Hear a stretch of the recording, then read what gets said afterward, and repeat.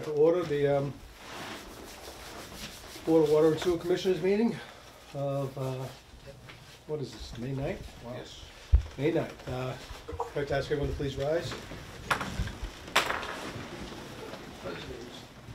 I pledge allegiance to the flag of the United States of America, and to the republic for which it stands, one nation, under God, indivisible, with liberty and justice for all.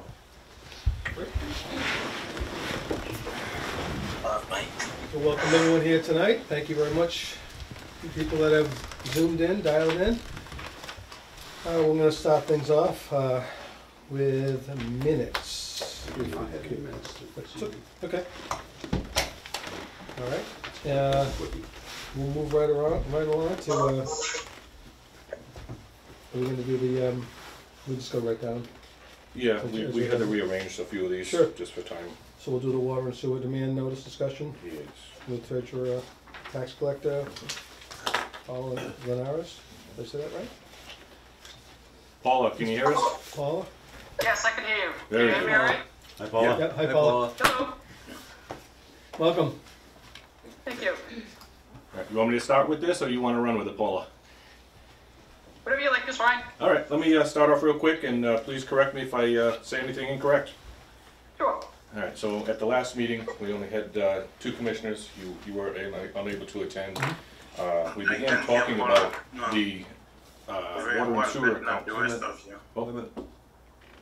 I cannot hear you very well. I can hear Paula, but not the other people in the room. The phone's working or not? This? No, this one. Can you maybe move the mic closer to you? Yeah, it's pretty close. Is that any better? Okay, Yeah, that's much better. All right. There you go. Very good. We're going to have to get a better one soon. All right, I'll start over. So at the last meeting, we had only two commissioners here when we started discussing improving the delinquent accounts that we have in town. This actually is going to better our water revenue coming in and take a burden off of the tax collector's office, having so many properties go to lien each year. One thing that has been mentioned, as Paula has come to us from a different community, other communities, it seems to be very common that they will actually send out delinquent notices, demand notices for accounts that are over a certain amount of days late.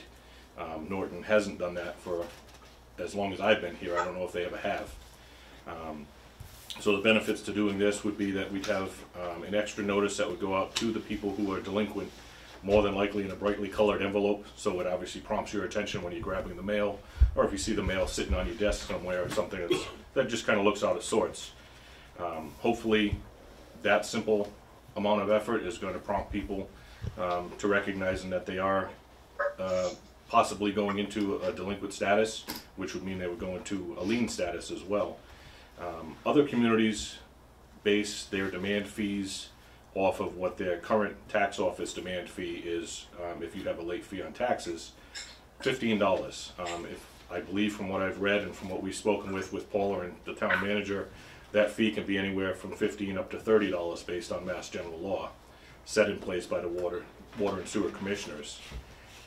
In addition to that fee, it's recommended that we also have excuse me, a collection fee. So the demand fee would be on top of the delinquent water and sewer bills. That would be, the money would come to us, the $15 or $30, whatever's decided upon, would be added to the delinquent amount. They would have to pay the water and sewer to remove that from the lien process. If it continued to remain delinquent when it moves into the lien status, it's recommended that the collection fee also be added to that amount. The recommended or talked about number right now is $50 for a collection fee. What that would do is actually take some of the burden off of the costs that we incur for the tax collector doing work on our behalf. So you'd have a $50 fee. That would be what would happen if it goes to lien. That money, when it is captured, would go to the general fund, whereas the $15 or whatever amount is determined on top of the water and sewer bill that's delinquent would come to our departments. So there's a separation of where the funds would go based on where it is in the delinquent process. Is that $15 fee like a one-time fee, or is that every billing cycle? We'd only put a demand notice out once a year.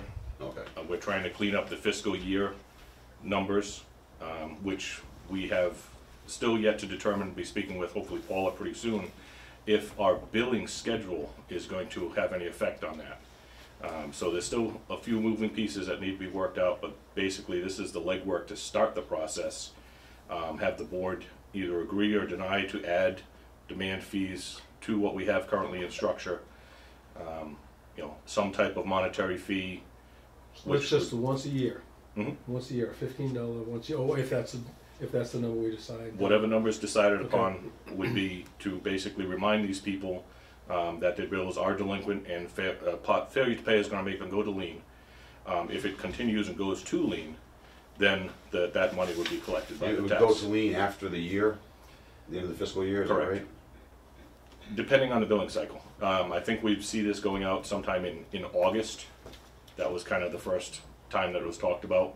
So there's a process to how long it takes for the bill to become late, for the bill When to would be the demanded demand and notices lien. go out though? That's what we are still figuring out. If we have to change the billing cycle based on the way that they lay out right now in order to try and clean this up by the end of the fiscal year, that's something we may have to look at in addition to doing this. But I think the first step is seeing if the board is even willing to implement some type of policy like this. There is going to be some cost to our department for printing and postage for the demand notices to be sent out. You know, there is a risk that you may not see the return on that investment that you're making to remind these residents that they are delayed on payment. But I think more than likely, I know I've received a demand, I'm probably no different than anybody else. You see a bright pink letter or a bright orange letter come in the mail, what's this? You know, and, Most people. you know, oh, it slipped my mind, you know, I had a million things going on and I forgot to pay that. So that's kind of where we are right now. There was talk before, and something that hasn't been done for a very long time is actually terminating water and sewer service for non-payment.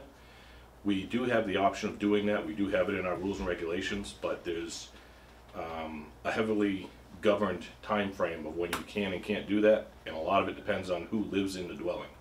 If it's an elderly person, if it's a person who's ill, has young children, and then the time of year on top of that. So you have a very small window that you can actually impose a termination on these residents for non-payment.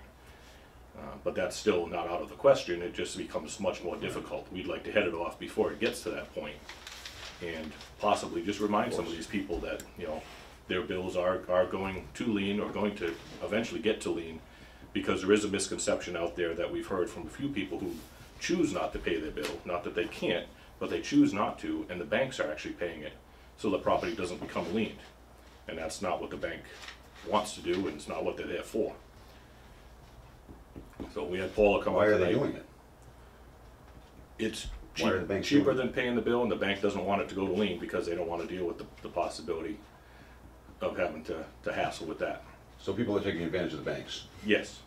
From what I've talked to a few people in town who knowingly do it, and there's a few people that own businesses that do it, and they use it as a write-off, even though now that the water and sewer is enterprise, they're not supposed to do that anymore. But Right. again, if people have done it all along, it's very easy for them to continue doing it. And if they're not preparing their own taxes and they're not educating their tax preparer that something has changed, you know, there's kind of a lot of gray area there.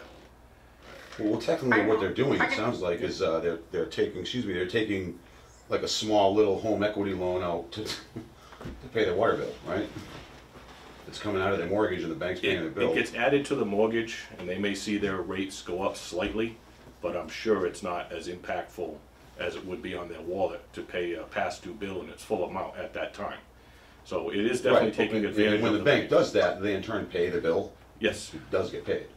Can you correct me on that one, Paula? Did I say that right? I'm sorry, I couldn't hear what everyone was saying on that, but I can tell you that when these taxes get liened, when the water bill gets liened to the taxes, a lot of times people don't pay attention because they're not paying attention to their tax bill to begin with because their bank is paying it. And I have literally had people, I'm calling them up and finally reaching out to them, Googling to try to get a hold of them to get their attention and telling them that your house is going into foreclosure because for the last 3 years you haven't paid your water bill and it's been liened to your taxes and it's gotten so bad you're so far behind now that you're in danger of losing your house, and they have no idea. All right, because like the 2021 taxes are on the FY22, and that's what we're doing a taking for right now. I've had a conversation with a bunch of people in that respect as well. So it gets, by the time they're going to foreclosure, they literally have to get themselves out of tax title, release a lien that I've already put on their house. There's already a lien on their house. And then they have to go ahead, I tell them that their FY23 taxes are not paid because the bank isn't paying the water bill as well as the taxes. And then I tell them that, by the way, you probably have an outstanding water bill that you really need to pay before December, before that gets linked to your taxes, and you start this whole cycle all over again. So by the time that we get to them and it gets to an urgent level, they're 3 years in the hole for their water bill. And that's a big thing to get climbed. What we're trying to do is catch them earlier in the cycle, and also it's a deterrent, because some people are not paying their water bill because they think the escrow company is supposed to, or they want them to. And some people are literally doing it because they think they can deduct their entire tax bill from their income taxes. And if anybody is doing that, they might want to check with their tax preparer, because I'm pretty sure that's a no-no. It's just your taxes you get to deduct, not your water bill and anything else that gets linked to your taxes. So to get their attention earlier in the process helps your cash flow, obviously. And for our side, you know, looking at everything that we're dealing with now, at least 50% of the accounts that I'm looking at for tax taking all had water liens on them.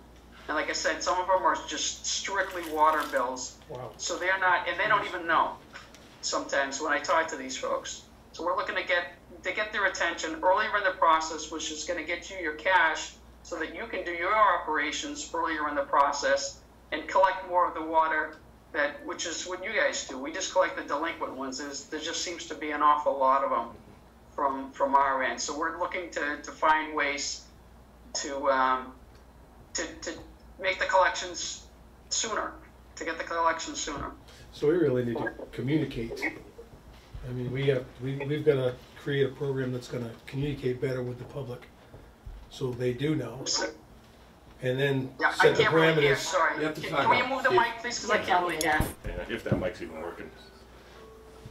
I was saying that we need to get a better communication train going, as well as set the parameters with the lien and how we distribute the liens, like you said, in a brightly colored. It's something as simple as that will work, but we just need to get better communication with the public, so they do know, because 100%. it sounds like there's quite a few people that have no idea, and that's astonishing to me. I didn't realize that.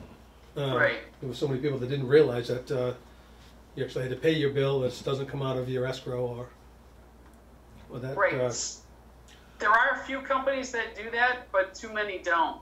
And sometimes we'll get a call that people complaining about their escrow went up, you know, and they don't like that either. So, but yeah, communication is actually one of the things that we talked about, Frank, in our meeting. So we definitely want to do that, and maybe it's with those, you know, pink or orange letters.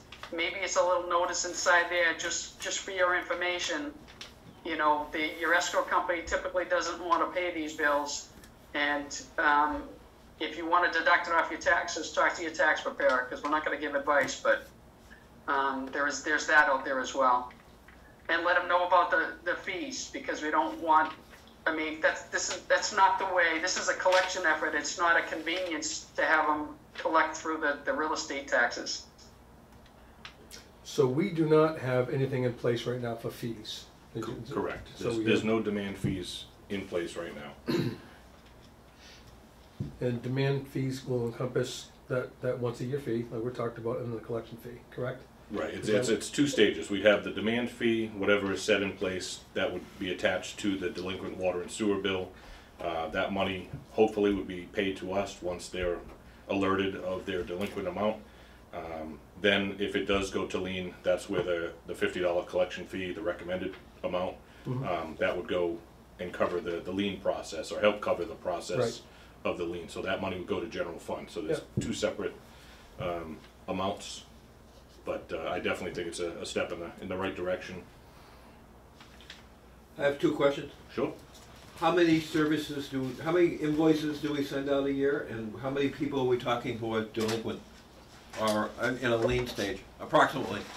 I don't know how many invoices from the water department. We send out about 5,700 bills a quarter. 5,700 bills a quarter, I'm told. Yep. Yep, and then about 500 accounts go into lien every year.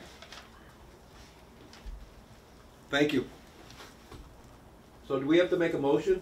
Yes, this would require a vote. Okay, do we have a motion to motion be and a made? vote. How's the motion is to be structured? Yeah, that's a good question. So, what are we motioning, the amounts themselves, or? I Of the believe, policy. I believe both. I believe to implement a demand fee for delinquent accounts, assessing a demand fee in the amount of X. Also, implementing a collection fee if the property goes to lien in an amount of X. Does that sound correct, Paula? Did you hear that? I'm sorry, I didn't get that. Again. Sorry. We're all gonna have to have personal mics here pretty soon. Sorry. Nope. No. How about now? Yes. All right, so I was just explaining, what we believe the motion would be is that the board would implement a demand fee in the amount of X dollars to be added to the water and sewer bills that are delinquent. That monies would come back to our department, with the fees paid in full. If the property then still continues to go and remain delinquent and goes to lien, the board would, implement a collection fee, X amount, and that monies would go, to the town's general fund. Right. It's a water lien fee rather than a collection fee, but Okay? point taken. We just wanna make sure we word it correctly. Yep.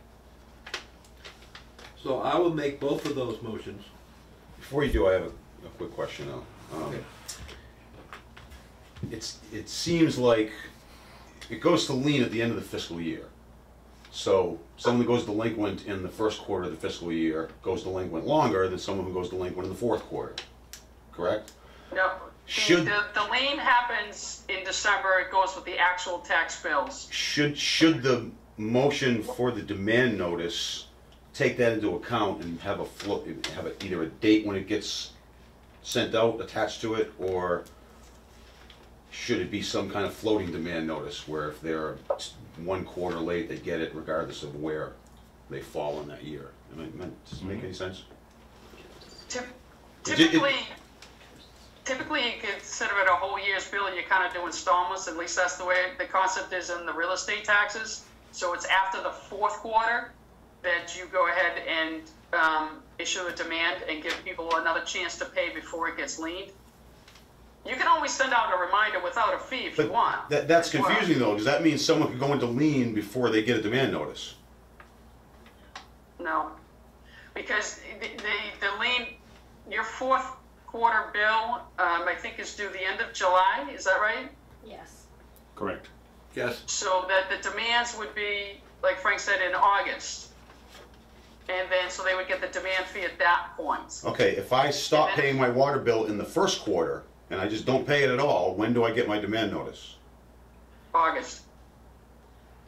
The end of the fourth quarter. So you have the year to get caught at the end of the fiscal year is what you're doing. You're cleaning up the fiscal year. So if I stop paying my bill in September, when I get that bill, I won't get a demand notice until the following August. Correct. Correct. Well, I think each of your bills says that you have arrears, right? Isn't it cumulative? Yes. So you can see the bill growing that you didn't pay it every time you get it. And there's interest being charged on that. So your bill is growing already with I understand interest. that, But the I guess official the demand demand notice is a separate mailing that we send out, and hey, I got a demand for this money because I'm late paying it. Correct. Correct. Right? Correct. Period. So I can be 4 quarters late, I can be 1 quarter late. Those two scenarios get that letter at the same time. Correct. Exactly. Yes. The way Does that that's make sense? exactly the way it Yeah. works. Just Yeah. play That's the way it works Because of the fiscal year, they're cleaning up the, I understand the that. timing of it with the fiscal year. I'm just saying it doesn't make sense because people in the first quarter of the year are getting a break from getting their money demanded from them for 9 months Well, yeah. versus other people who Yeah. I'm just late now and I'm getting the same penalty as the people who have been late for almost a year. Right. That's how That's I've the been way it looking works at with real estate Same. Okay, well, it's, and personal property. So I'd like to make those motions and put the blanks in. So I suggest that we put in a $15 fee for the first part and $50 for the water lien, whatever it was. Yep, the water lien fee would be 15 to 50, 50, yep. yes. That's my recommendation, to do that. Can you just state those motions in full, Yeah, well, please? Frank, you have to paraphrase. Alright, the board would look to implement a demand fee for delinquent water and sewer bills in the amount of $15. The board would also like to implement a water lien fee for properties that go to lien for delinquent water and sewer bills in the amount of $50.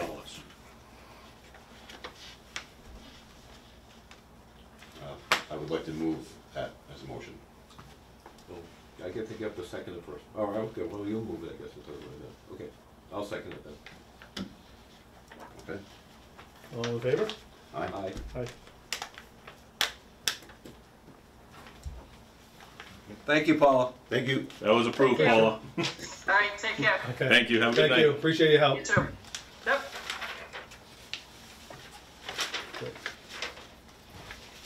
At least we have a template. We can work from and build from there. We can make Oh, it right, better, we can make it better Yeah. as we go along. And Jim, I understand what you're saying, it's just unfortunate Yeah. that it's a fiscal year thing that.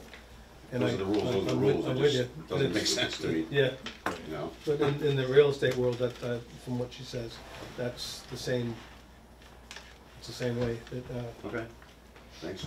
So, Yeah, the notices are really kind of like a last resort before it goes into that final step. It's really to clean up the books and get as many people out of the lien target, so that it lessens the amount of work on No, their end. I understand, and and I'm all obviously- for, you know, Yep.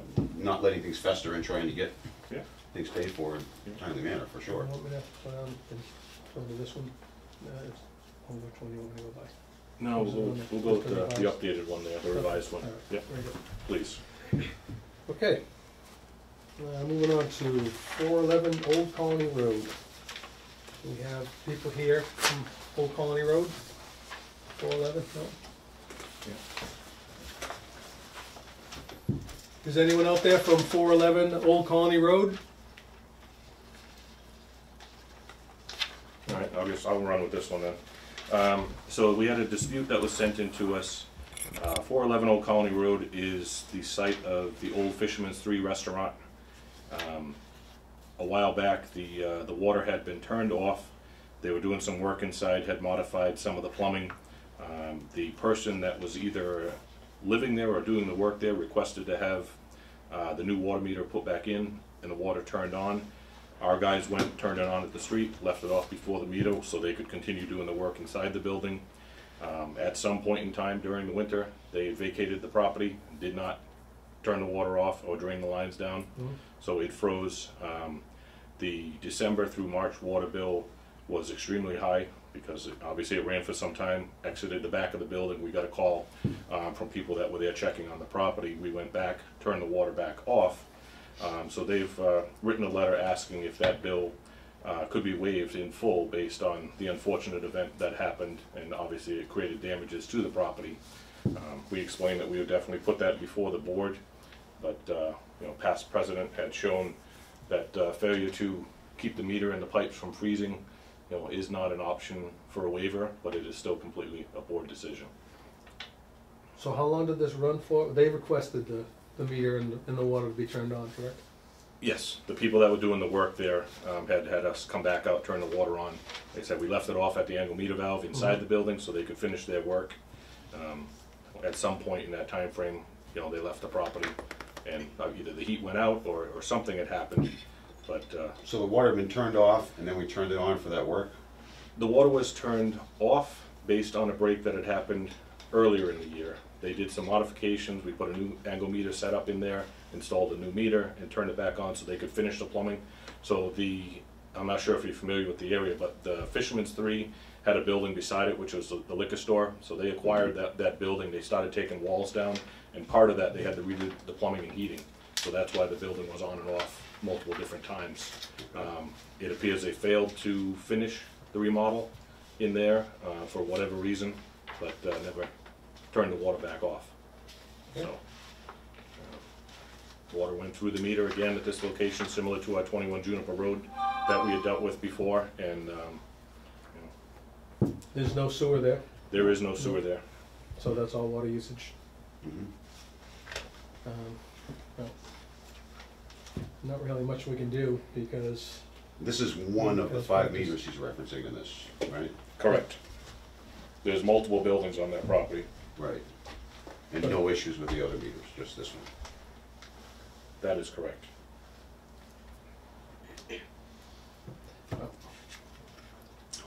I would say like in the past, you can request to have the meter tested for accuracy, isn't that standard procedure? I don't believe that they're concerned about the accuracy of the meter. I think they're just concerned that they don't want to be. how much is the bill? 4,900. Yeah, it wasn't, $5,000. it wasn't huge. It's just under- $5,000? Just I under believe it's right 5,000. around there.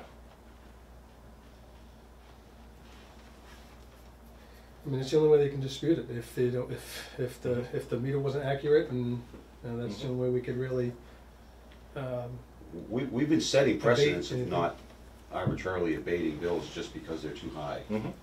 You know, as that sounds harsh and we feel bad, but there are other people that we have denied this for the 100%. exact same reason.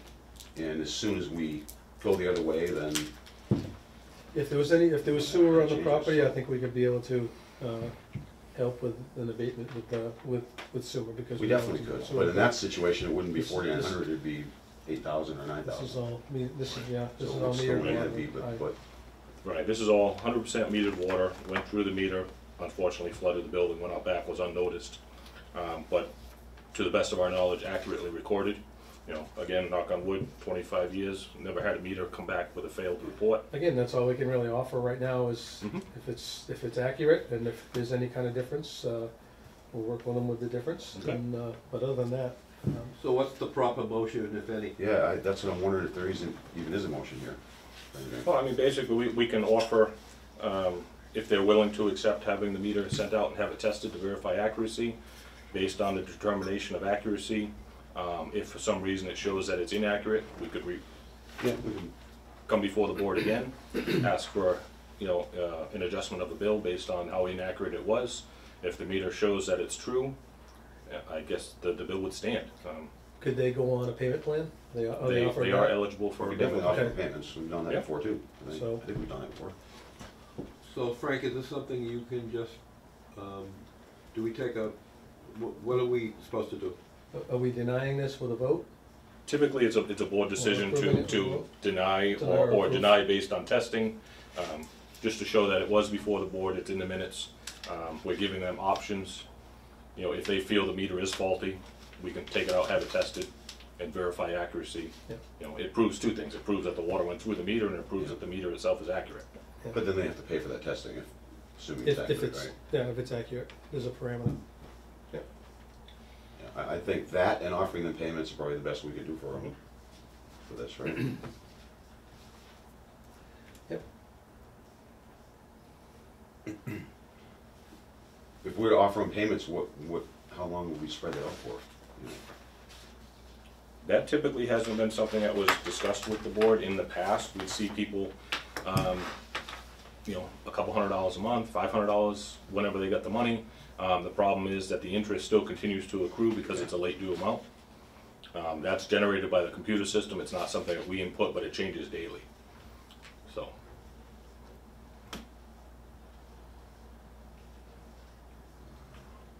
So if you would like, we can reach out to them, offer the meter testing through the private facility. It's not something that we do in-house. And obviously offer the payment plan with the assumption that the meter is going to come back and test accurate. Yeah, we can do that. Yep. I'd be fine with a payment plan, I wouldn't wanna spread it out over, Mhm. this is a big enough number that, And he's got, $100 a month and he's got is 4 other bills he's paying for as well. That's which I true, believe too, he's, which I believe he paid already, according to this email. So if we spread this out over, say, 5 billing cycles, would that be reasonable, or is that, I don't know. I'm an expert. I don't know what their finances are, if we could Yeah. lock them into that. I think a payment We plan could just put it out and say, hey, what do you think, and and see what they come back with. what could you do for payments? We could ask them that, and see what they come back with. So by putting on a payment plan, they would forego the fact that they would enter into what we just voted on. Is that correct? If they're delinquent and they're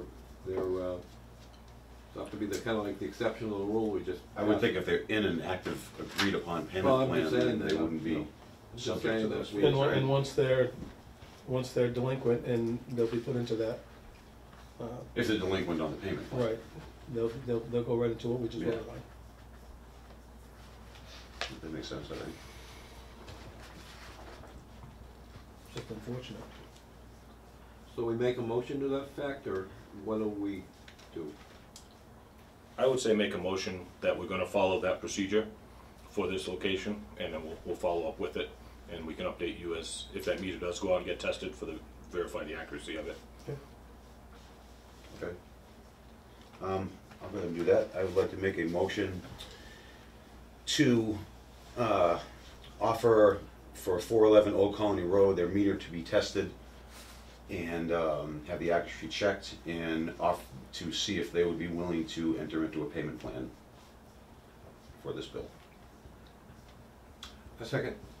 All in favor? Aye. Aye. Thanks, Jim. We're testing it tonight for you. Big agenda. I believe we go to 313 now, which is Luis Yep. on call here. All right, moving on to 313 West Main Street. Do we have someone on from 313 West Main Street? I'm here. Okay. Welcome, how are you? I'm good, thank you. Okay. All right, Luis, do you want to explain the situation, or would you rather that I go across it real quick and you can touch up afterwards? Yeah, you can go with the letter that I sent. Okay. This is the best I could explain it. Yeah. Okay. So based on the letter that Luis had sent, he had noticed that there was a hose left underneath the porch of his property. Ran for some time unnoticed. He closed the sillcock once obviously it was brought to his attention. The billing cycle in which that hose ran actually was from one billing cycle into the next. So the first high bill came out. He was notified of the high bill and the leak. The second billing that came out also showed an increased level on the bill because of the transfer from one quarter to another in the billings. We went out, we actually did a leak detection on the property. At that time, no leaks were found. And the meter appeared to be tight. Really it was as tight as it could be for the size of the house. Luis has asked, again, it was an accident, something, not done intentionally, and wanted to know if there was the opportunity of having the bill abated or waived. And the other concern was that as a payment plan has been offered to him, as we just mentioned with the other one, interest is still going to accrue, and wanted to know if there was any way that the board would agree to waive accruing interest charges, as well as a payment plan. I believe Luis has already entered into the payment plan and made a payment on the bill that's overdue, but would still request some assistance from the board if possible.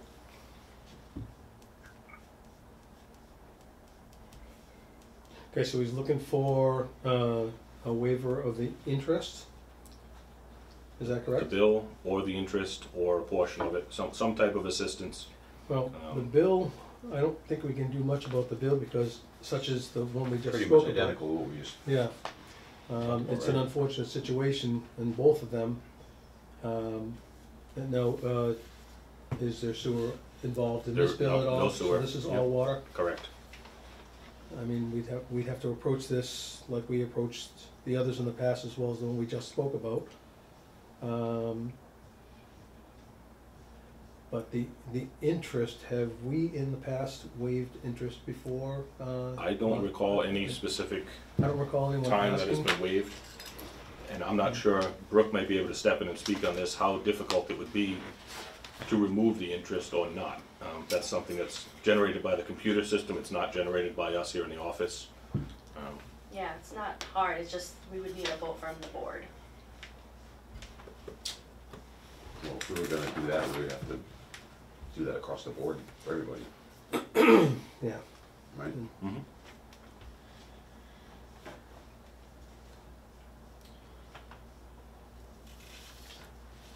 Luis, did you hear all of that? It's kind of very low. I don't know exactly what your decision comes to.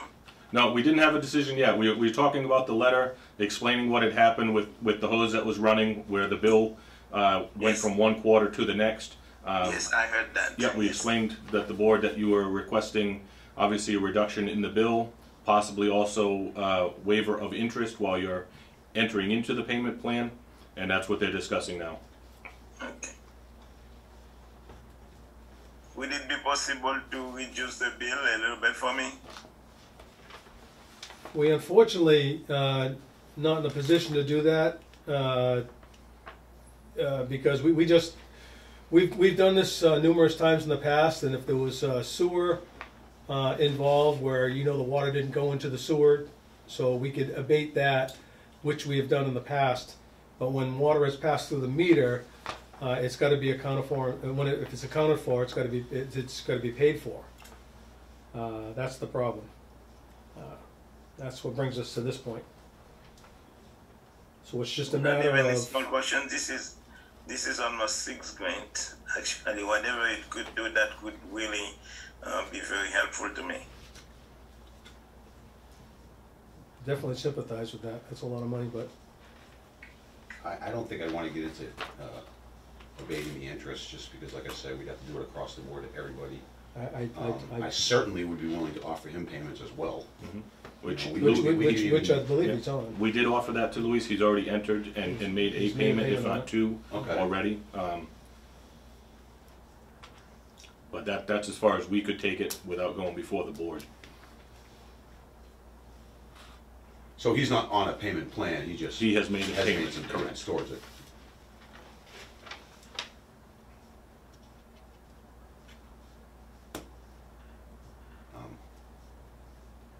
I think we have to allow him to keep making payments. We'll see what we can do here, Steve. I don't think there's really much we can do, Right. to be honest with you.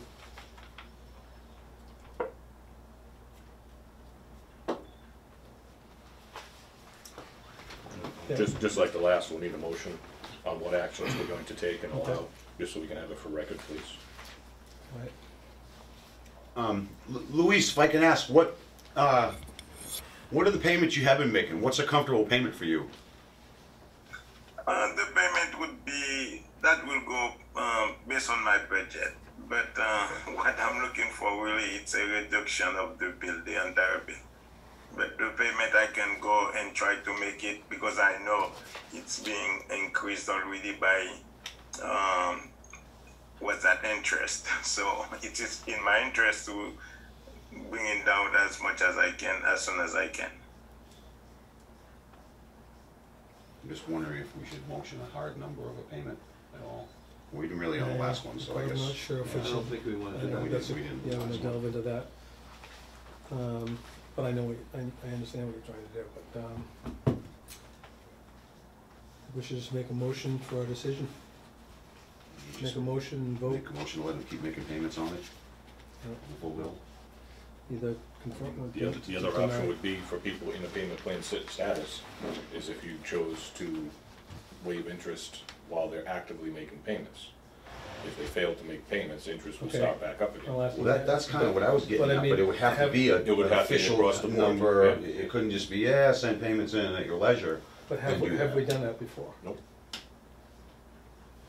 We could make a motion to offer payments, terms to be determined.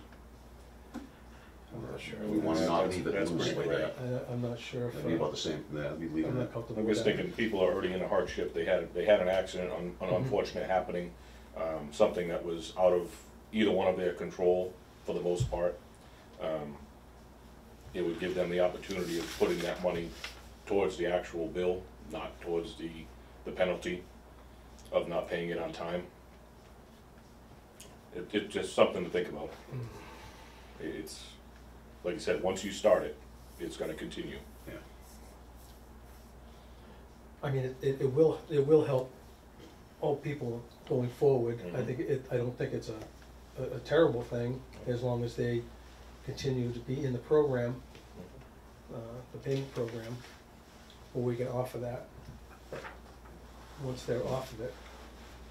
As a They don't make the stipulation of payment. entering into the payment plan, we'll waive X if you continue to draw down your bill. Again, don't know how much work is involved here at the office for that, but, And then it would be We've upon never being done that delinquent before. again on We've that never done payment that. plan, Not since I've been here. interest would start accruing again. What do you think, Steve? It's fine. I'm just trying to put myself in their position. You know, I know I have a certain amount of bills, and I know how comfortable I am with spending a certain amount. If something unfortunate was to happen, you know, at my house, you know, Yeah. I just think the bottom line is that we can't do much about the water that's gone through the meter. Mhm. I mean, that's kind of the bottom line with Yeah. our whole department. But with interest, we Yeah. can control that, at least as long as they're on the payment plan. Well, the interest will be waived I agree. until they go into I agree. The water non-compliance needs with to the be paid program. for. But the interest, we have some room there. At but- least we but can. like I said, we need, it's, if we're gonna do that, it can't be loose, it can't be, you know, good old, it It's has got- to be a number. It's good, it's It could good. be a percentage of the balance, not a hard number of dollars, but it has to be something, right? Mhm. What is the percent? honestly, I don't know. I'm sure it's incremental based on the amount that's due. Is it? Well, in this Is it I situation, think it's like 14%. I don't know if it's the whole bill or, Okay, it's not Probably. too much daily though, okay. but it obviously depends on the bill.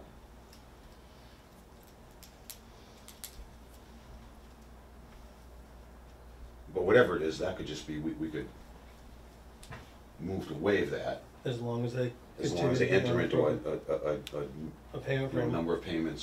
structured that- payment plan. A and- structured payment plan. Steve? Okay. So my question is, can we make this motion without knowing what the numbers are of the structured payment plan? Won't it Without vary? leaving it, you If know, it- if loose it's- like that?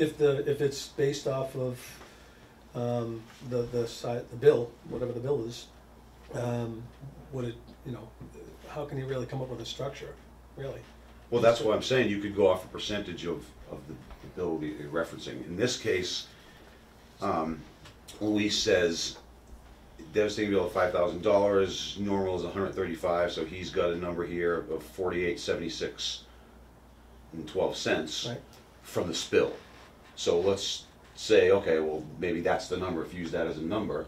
If you were to say 10%, just throwing a number out there, that means that he would have to pay $487 in addition to his quarterly bill for the next number of quarters until that's paid off.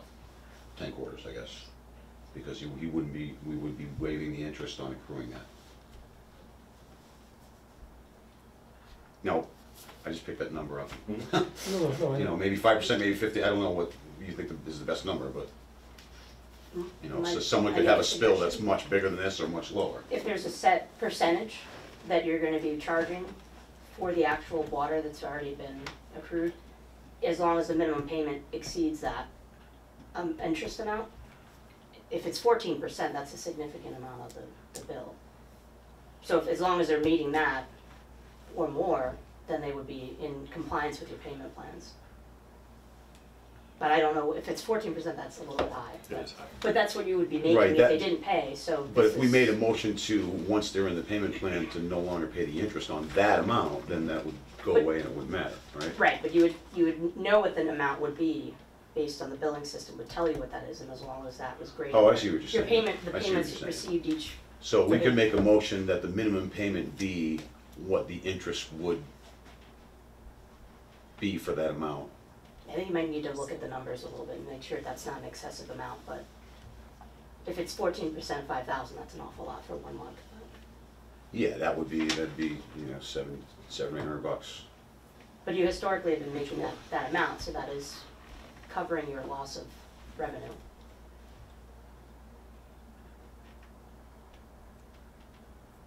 Yeah, if it is 14%, that might be a little steep as a minimum payment.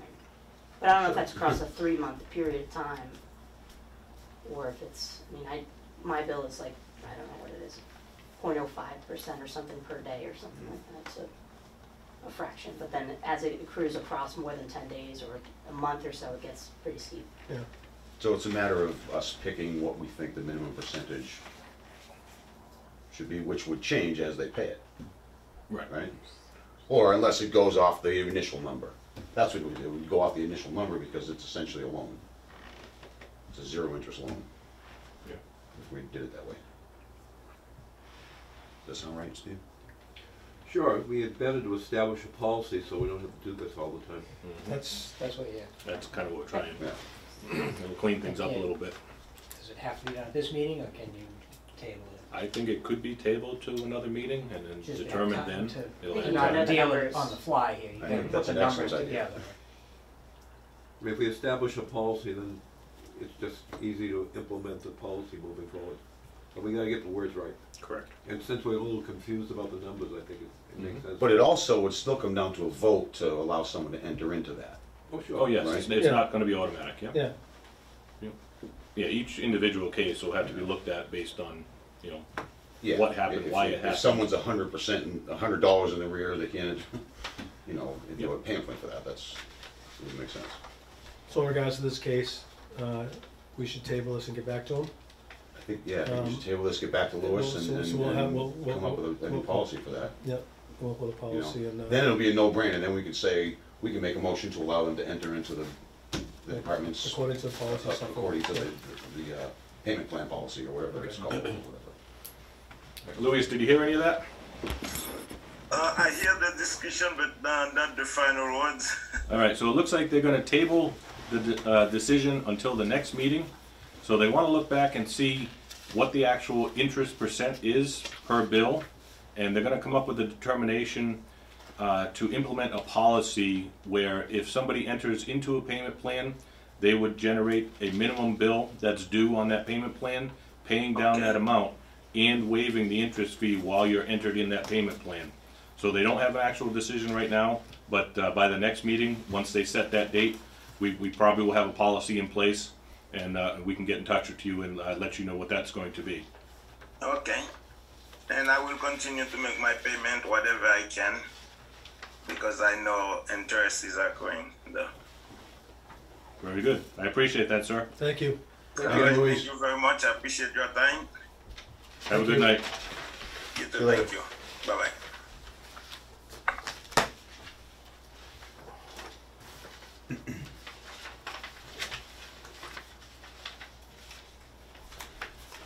Oh, running a little late. Yeah, I thought this was gonna. All right, 21 Juniper Road, the next one on the agenda. There's people from 21 Juniper Road here? I don't believe they are in attendance. That's a bad one too, isn't it? So, this is the one that we had talked about for a while now. The letter was sent to you all from the attorney, basically similar to these other two, just in a much larger format. So, this home had a leak for, I believe it was 70 days by the time it was noticed by the neighbors, if I remember correctly, to the tune of almost 3 million gallons of water over that time period. It's right near the Norton Reservoir, so everything was absorbed except for a very small pond that started to grow between the two homes that was noticed by the neighbors while the kids were playing in it. So these people, their house was totally destroyed. The people that were living there vacated the property. Again, heat didn't last, was shut off, something had happened, pipes all froze, broke. They have an attorney. There was an issue that went on with the reading of the meter because the meter was underwater. We couldn't get an actual reading. We estimated the bill a couple times until we could acquire an actual visual on it. The visual was so high that we didn't believe that the number that was written down. We thought it was a typo error. We sent the meter out, had it tested, it came back as accurate. All of the water went through the meter, flooded the home, flooded the reservoir. The attorney has requested that obviously the entire bill be basically wiped away as these other people have here. We explained the situation and the opportunities available to them would be more than likely that the board would waive the sewer portion of the bill because there's no way to prove that the flows actually entered into the municipal sewer system. It would appear as it all went through the property and back into the ground. So that's about half of the bill. They've also requested that the capital of the bill, which is a portion of the water bill, be removed, and interest as well. And the final request, after explaining that more than likely the board would only abate the sewer portion, was that they would like half of the water bill to be abated. This is in the letter that was from the attorney. We explained that we would put this before the board for determination and get back to them as far as what could or could not be abated on that bill. I have copies of that letter again if you guys wanted to read that if you didn't have it. Okay, yep. So we have talked about this in the past. We have, this Is has this, come up a couple times. and we have not come up with a resolution? We did not come up with one. We waited at first for the determination that the meter was accurate. It was proven to be accurate. We went back and forth with the attorneys and with our town lawyers, explaining the situation, explaining what we have for options. It is recommended from the town lawyers that if we can't abate the sewer portion of the bill, because we can't determine 100% that it entered the system, and because it's been done in the past, they recommend obviously doing that. They also wanted the board to be aware that you know, the capital more than likely could be adjusted or waived based on the amount of water that went through that building. But again, it's completely up to the board itself to make the final decision. How much is the capital? Because I mean, I see the sewer use charge and the water use charge. Capital is $6,843.97. One minute, looking at it. Oh, I'm sorry.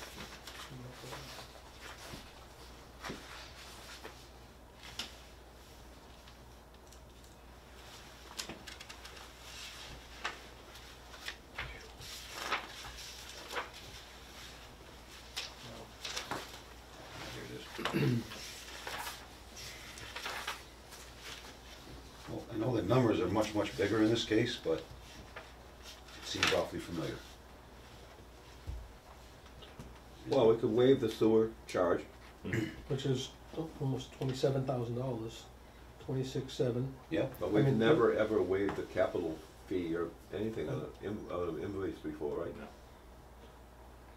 yeah, when we waived sewer in the past, we just waived the sewer, right? That's Capital, correct. we've never been this big, That's correct. obviously, but. Well, capital is only on water, it's not on sewer. Oh, okay, okay, so. That's why that number is Okay. so huge, because the water Okay. volume is so huge. So I think we should just waive the sewer charge and hold all the other charges. And on the interest, we're develop our new policy and Yeah, apply that. They can apply to that. So you think we shouldn't waive the capital or the Yeah. interest, just waive the straight up sewer charge? That's what I recommend. to be I agree. I consistent. agree too. I agree. And then, I and feel then, horrible, and then, I feel horrible about this whole situation. Yeah, but- no, it's, you know, when we get the procedure for the payment plan lined up, ironed out or whatever, they certainly will qualify. So. All right, well, I guess I would make a motion to abate the sewer portion only of the 21 Juniper Road bill number 03-00-001727 in the amount of $26,795.24. I second. all in favor? Aye. Aye.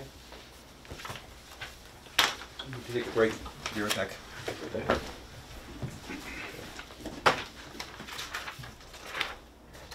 Diane thought she was out of here early.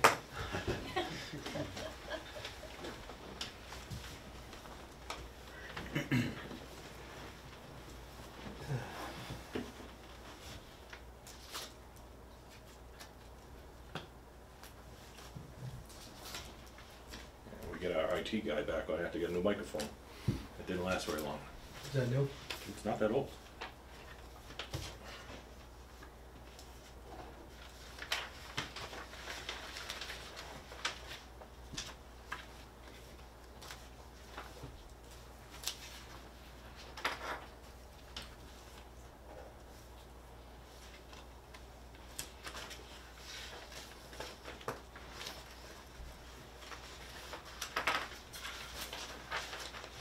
Okay.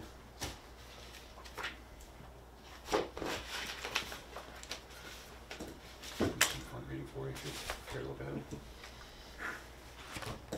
it. Frank? You there?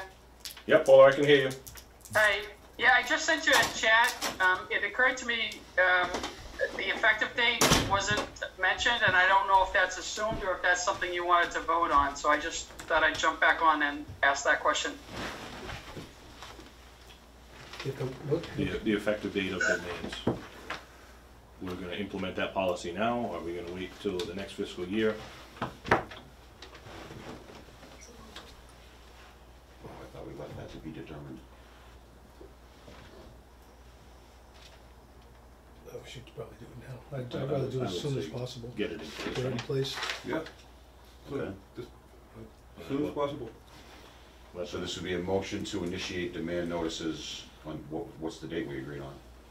Beginning today, it'll start the process. It obviously wouldn't go out until the August bill, but the process would have to start now in order to figure out which accounts. Okay, I would like to make a motion to implement the demand notice process, starting today, Effective today. effective today.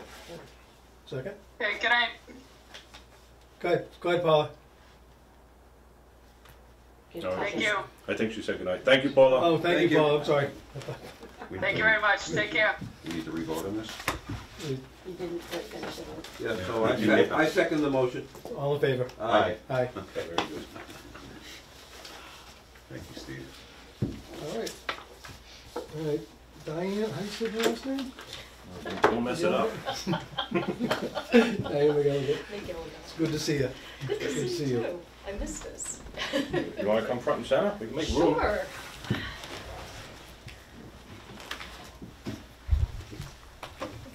Hi. How you doing? Hello. Hello. I think I've met everybody before. Mhm. Yeah, I'm in the short chair. Oh well. Okay, so anyway, so I'm here tonight as your representative to the MFN district. And we have been appointed to 3-year terms on a rotating cycle, you know, Foxborough, Norton, and Mansfield. My term is up at the end of this fiscal year, and so I'm seeking either reappointment or to answer your questions, and we'll proceed from there. Okay. I'm happy to provide any additional background or How often do you meet? we meet monthly, first Tuesday of every month. And what do you discuss at the meetings that you have control over? It's generally operational issues. The plant is performing well, so occasionally there are policy decisions. Some of the more recent topics have been cybersecurity for the plant equipment. It's a big one. It's a big one now, and so we sent the head operator and a couple of the other operators to training that they've completed in the last, the last cycle. So in the last month, they've completed some training, and they've reached out to other districts and other sewer districts in the area to see how they are approaching the cybersecurity issues. Another one that's come up recently is the sludge disposal facility. We go to Rhode Island for that. They're having some incinerator issues, and so one of the things that we're looking at right now is to find a backup facility. It is Is that kind of a Cranston problem. where it goes to? It's I thought it was Woonsocket, but Woonsocket. yeah, but they're shipping stuff to New Jersey because their incinerator has been up and down so much. So we're actually looking for a backup facility. They're taking care of us now. It's kind of, they've made some adjustments to the plant controls, and they're sending fewer truckloads of sewage, or not sewage, but the sludge. And but anyway, that's a project that'll be in front of. Have they ever thought about building an incinerator on site in Norton? That is a fascinating question. I hesitated to bring that up. I'm an air guy, so I had to ask. I'm thinking, wow, that would certainly be an interesting proposition. But there is nothing in the area, so it's also very intriguing. I don't know. I don't know whether that's a good idea to bring up or not. Mm-hmm. But yeah, very, very interesting. So, those are two recent examples of things that have come before the board. Otherwise, it's routine, just as these meetings are. We've got, we go through the bills every month. We go through the, manager does his report as to what's gone on in the plant. If there was big maintenance, if we had to replace a pump, there's an issue now. It's a warranty issue with one of the support beams for one of the aerators in the aeration basin, obviously, 'cause that's where they live. So those are routine things that come before the board. So this board appoints you? They have appointed me in the past. I don't want to presume that I will continue to be appointed. If you're looking for history, I was a board member of this board many years ago, and was also on the committee to form the district, the Mansfield Foxborough Norton district, and that was a very difficult negotiation. Some of the longtime folks in town may remember that there was a lot of animosity toward Mansfield back in the day. To say the least, and so we were working in a very uphill battle to try to get a fair treatment for Norton, fair representation for Norton, and to also have a good working relationship going forward. And because that process took 6 or 7 years, I think, I volunteered to be the first representative for the district afterwards, just to ensure that we went through our growing pains properly and had the history in mind as well as the best interest of Norton in mind. Well, thank you for your membership to this. Thanks for doing that. So what happens? What outcome from your committee affects us directly, indirectly? So the most direct impact, of course, is the annual budget. And I did send that. It comes out. We try to get it done prior to January, when the budget exercises really get hot here.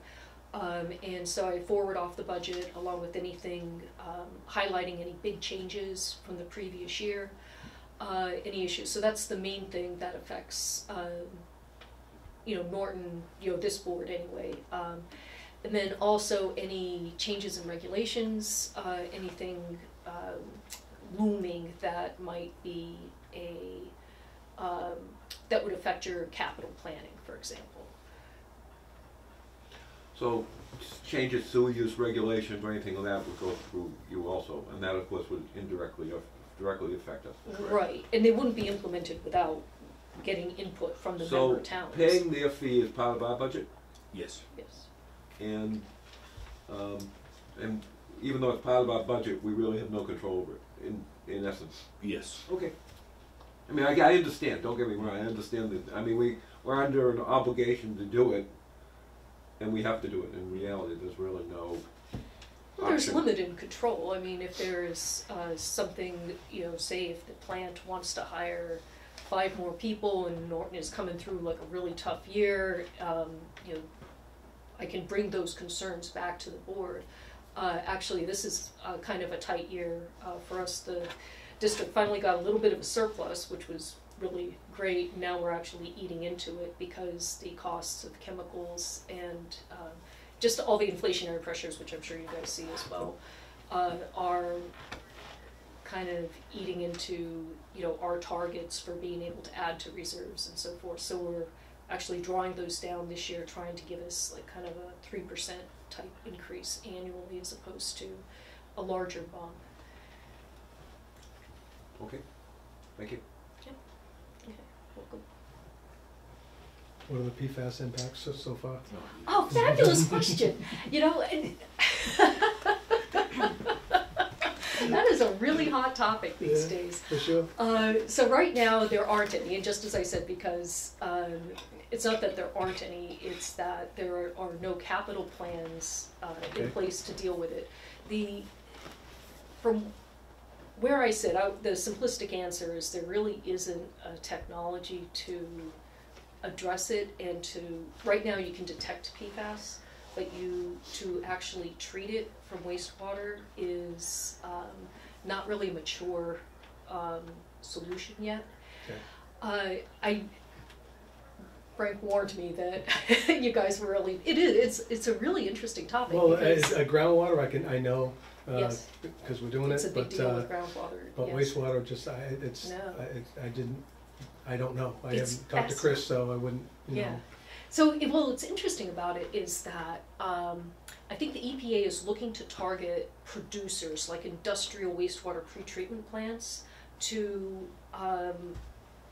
have them put in some removal technology to reduce it at their source before it goes into, you know, the municipal. So they just reduce it, not remove it.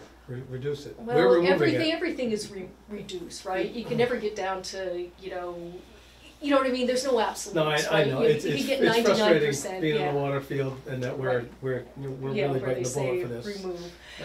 But yes, I'm splitting hairs. But yes, they would be the first ones to remove it. On the municipal side, the research that they're doing is really interesting stuff. I guess maybe I'm the only, well, I don't know, we have other engineers here.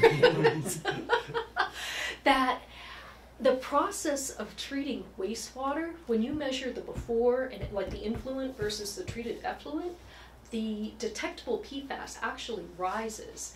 And they're trying to, well, it's because it's the detection method, not a production of it, but the fact that it's bound or mixed with so many other components in the influent gives you a lower detectable level. And then once you clean the wastewater up, because as we've all seen on TV, you know, drinking a glass of the delicious stuff after it's been, you know, run through the sewage treatment plant, you know, all the other contaminants are gone, and so the PFAS is free and it's easier to be detected. And the reason why it goes through the system is because it's so inert, unless it's targeted by some kind of, you know, activated carbon or some other kind of removal. So there is no policy direction right now, or no regulations that we need to conform to at this point. Good, that's good. Yeah, but we are watching it. It's very much, Massachusetts is one of the leading states tracking this. So do we make a vote on whether we want Diane anymore? Or do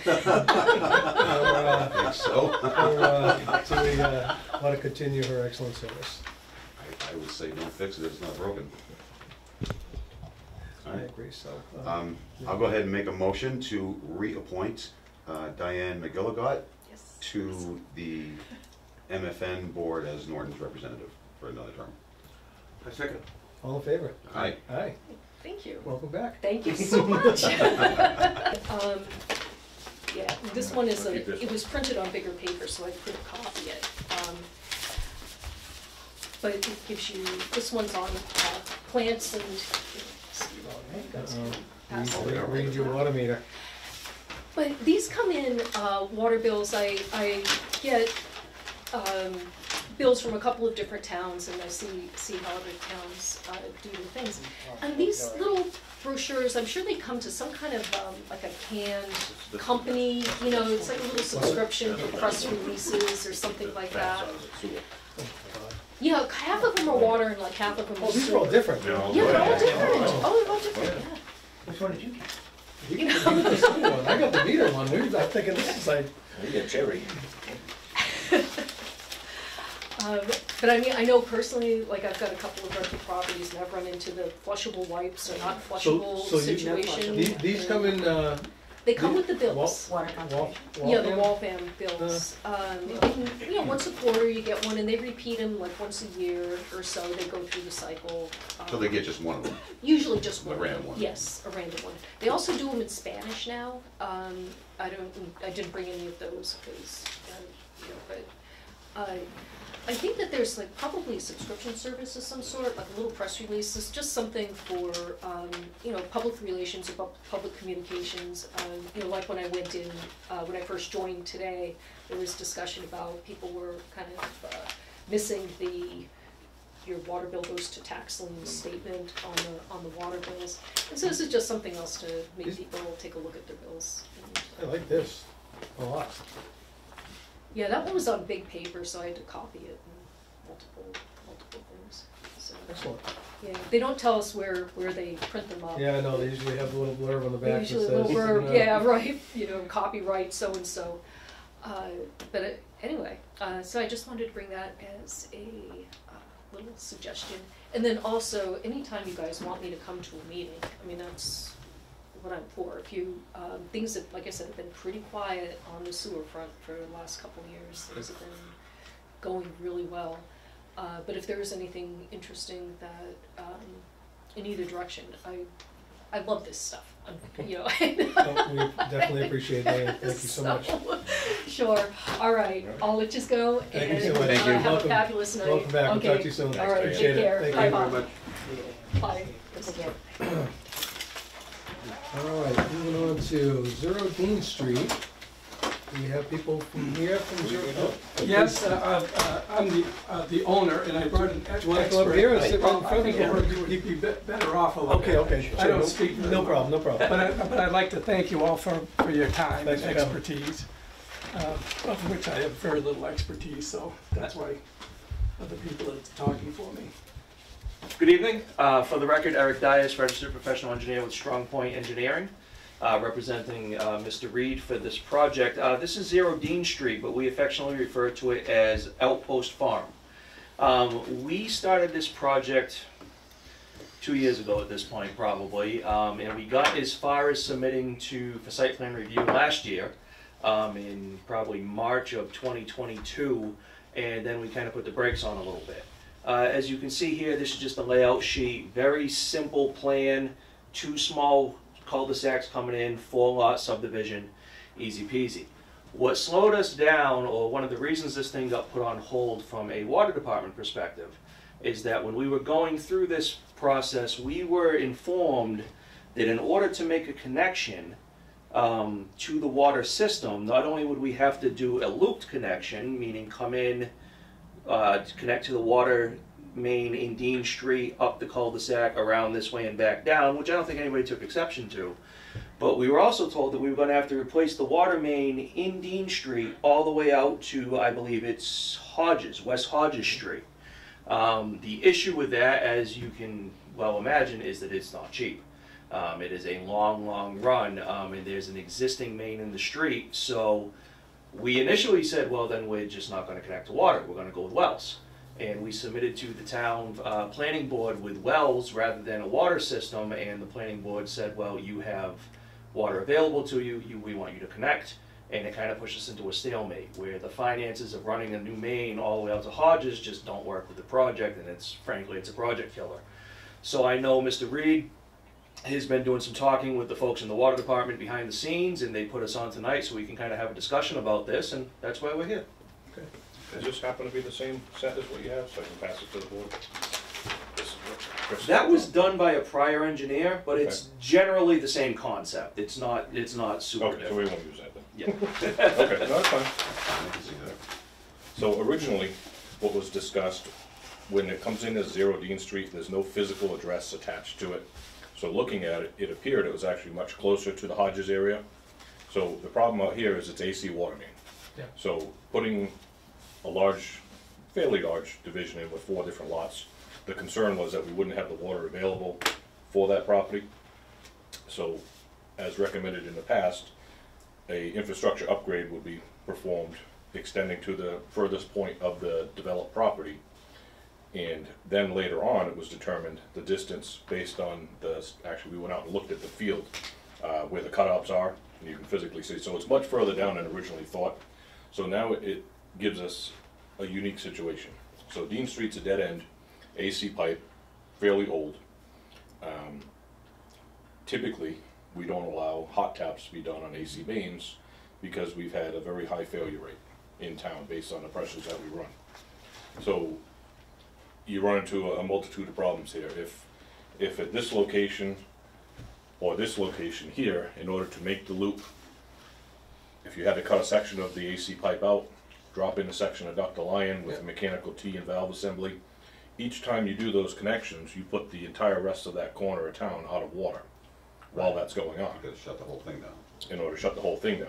If that section's more than 25 or 30 feet, technically it should be pressure tested, chlorinated and everything.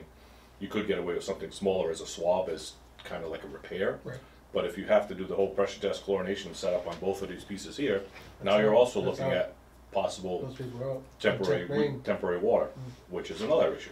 So I don't know if the board is willing to make an exception to allow a hot tap on the AC pipe in this situation here, based on the unique properties. Hot tap, no, you talking like a direct tap? Yeah, hot tap. Just Tap and sleeve and tap and valve. sleeve and valve. That's what you said you've had issues with in the We've past. had though, issues with right? them in the past based on the pressures that we run. I know there's a few remaining in town that were done long ago before we run at the pressures we're at now. But it's just a unique situation and unique challenges for this property. I know that we spoke with Chris and he had agreed, based on a plan to obviously run a main in here, one hydrant at this cul-de-sac. The services for this property and this property would be tapped before the hydrant. You'd have another main that would run along this property, making the loop back out here. What size main is all that, 6? Or I 8? believe it was 8 on the paper. But the unique situation again is with the connections to Dean Street. And these are actually fairly far apart. What size is it out in Dean Street? Dean Street, I believe, is 8-inch AC up there. I'd have to double check it. I think it actually goes down to 6 as you get closer to Rehoboth. So going this way, I'm sorry, Jim, Yeah, is okay. going this way is towards Rehoboth? Or, That way is That towards way is Rehoboth. towards Okay. Is this 4 lots that are each gonna have a house on them? 4 lots, each gonna have a house on them, yes. So 4 houses? 4 houses. Were they yes. duplexes? Is that what was There's been some proposed? talk that they could be duplexes. Cause that Um, sounds like a huge water main for 4 that's houses, right? what I was thinking too. Yeah. Mhm. Yeah, I think, I mean, realistically, I think we could probably get away with something smaller than an 8 on the loop if the town would be amenable to that. Right, so for fire protection services, we don't go with anything smaller than an 8 feet in a hydrant. So you could Okay, possibly, you okay, could go okay, with an okay. 8 coming off the street to the hydrant. You could make your loop with Rigid something 6 inches smaller with a smaller. 6, Yeah. and then come back out over here. That is something that's pretty simple to work around. The concern is what's gonna happen and how it can be connected to Dean Street. The only way you can do is the hot tap, you're gonna have to run, I mean, how many people you got going that way? That you're gonna have to set up for a temp, because you're gonna have that off for, No, hot tap is done, they do that live. they do it live. Yeah, it's basically a mechanical T that's cut in half, fully gasketed, goes around the pipe, sandwiches it. There's a cutting core that goes in, mounts to the valve, actually takes a coupon of the pipe out. You know, I mean, being at the outskirts of the system, we probably won't be seeing the static pressures that we see in areas that we had failures, but in the event that there was any type of hammer down here, those pressures are gonna go through the roof. And we're gonna replace that main eventually in the next, At some point, Hopefully, nothing yeah. on the books right now, No. based on the way the prices of No, no. materials. So the only other option then is to shut that main off, have everybody downstream of that lose water for the, if you're gonna cut to in. put a if new you- section of pipe in. If you're gonna for cut those in two. T and valves and blah, blah, blah, cause these are just gonna have 2 tapping valves, that's all you're gonna have. Correct. Now, if you were to build, say, just one house lot on Dean Street right there, and they just wanted to tap in for the house, you'd still be looking at the same problem, wouldn't you? No, you No, could run just a, a run a service. service. That's a service. It's a corporation stop. So that's a different setup. That is just basically drilling a small hole, putting the cork into Okay. a saddle, running. Yeah. running a service in. Could they just run a service to each of the 4 See, lots? They don't have the frontage. spaghetti lines. Yeah, there's no actual frontage to Dean Are Street. those little squares by the road, are those other houses? Yes. Yeah, these are all houses Oh, okay, I'm sorry. Yeah. What I'm we- sorry, I'm thinking this is all right. here. What we could do, to the gentleman's point, is perhaps run a service up through the proposed right of way. Like 2 services? Two on services, each and cul-de-sac? branch them out once we get in there. I mean, the problems that we have with that are water quality. There's no way to flush those out. Yeah. That's the only limitation we've had, and that's technically what we consider a spaghetti line, which we don't allow. Yeah. So we're still back to put the 80 Do you know the sign. distance from the street to where the houses would be? The cul-de-sacs themselves are only about 200 to 250 feet, so Okay. by the time we get to the house, say 400 Okay. ballpark.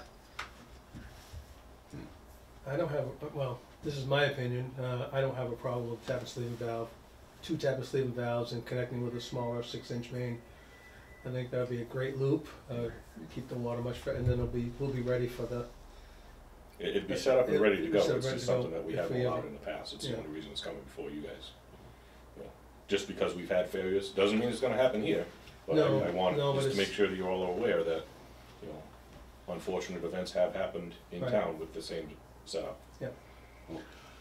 So, the tap and sleeve valves we've done in the past, we hire out, they hire out a company to do that? They were done normally? by professional companies, correct? Yeah, I've had pretty good luck with doing it as best as pipe, but again, every situation's Mhm. different, but I'm just saying that, Yep. I mean, it could be a combination of the condition that the pipes are in Norton, based on the groundwater level, which unfortunately here is fluctuating, which is usually detrimental to AC pipe. Again, you wouldn't know until you expose it and get down to it and see if it's structurally intact. do you use more of a sleeve, like a stainless steel sleeve? It's been a stainless steel, For yeah. the AC, okay.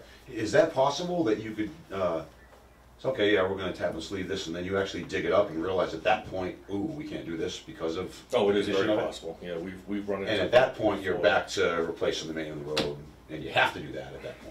Or at least Yeah, a section that of would it. be extenuating, yeah. It's a That's- very Yep, rare opportunity that would happen, but Okay. it is not out of the question.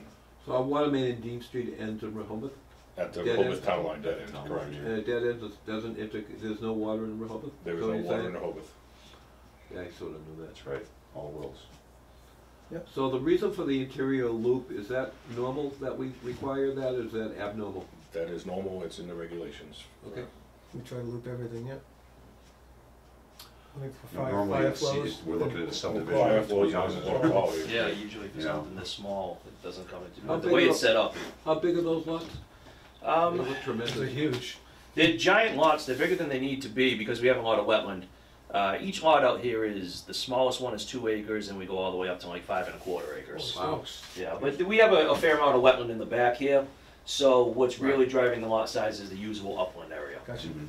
I was just curious, they look big compared to the lots in the front, They which sure do. appear to be Yeah, relatively you realize there are small. lots looking. The lots in the drawing. front are actually undersized for the current zoning, and we're kind of oversized for the current zoning, so it's a little deceiving. Welcome to Norton.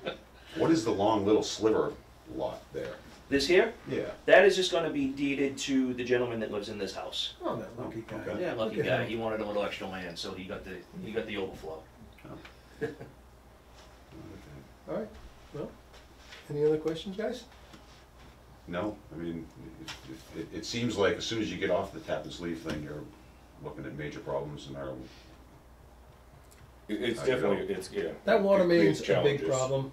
That Mhm. AC main's just a problem. And, But I think if you take care of it and use the right devices, we should be good until we. Until you are aware of that, I'm certainly I going to think, default to I that. think the loop is huge. So, do you have civil engineering plans showing the water main connection? We actually don't, because the only civil plans that we've submitted so far actually showed wells instead of the water main. And those So- are shut down. And those got shot down. It was worth a shot, right? But now our next step in this process will be to develop the plans that you're asking So for. we really should approve those plans and not Not these these, plans? correct. Just like, before we made the motion. Right, right, so we're just approving, Okay. The concept, yeah. As long as we walk out of here with some marching orders, I think we're I think okay. you have Okay, great. I don't know if you need a motion for the marching order. yeah, that's a good question. Do we It's even completely up do to a you, motion isn't on it? I think we're gonna vote, positively when, I'm assuming, when we see the new plans anyway, so at least you'll have that. We can let them go ahead and Yeah. assume we're gonna do the tap and sleeve and Yeah. the 8-inch line. And then we'll vote on it when it comes back with the plans, it'll take no time at all. Okay, great.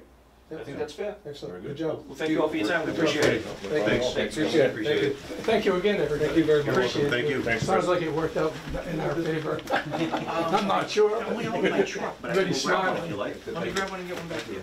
Thank you. Sure. Jim, I'm gonna let you do the right thing after. What's the problem?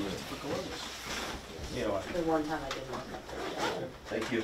You didn't have some on the beach tonight, did you? No. Just gonna go back to work.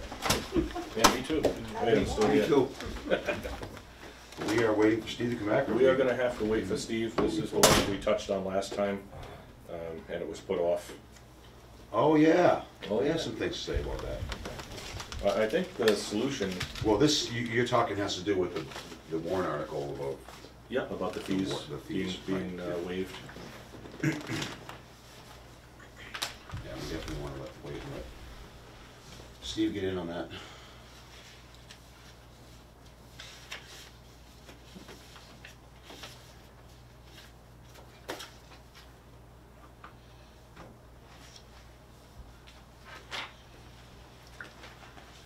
So I just came back from Amsterdam and Belgium and France. And I took 1 million pictures. And that's the one that's now my wallpaper on my phone.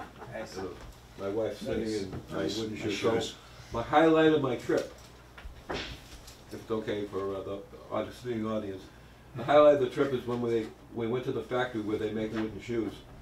Now you may say, what a surprise they have wooden shoes in Holland. You know why they have wooden shoes? Because it's so wet there. They found that the regular shoes would get ruined, the leather shoes.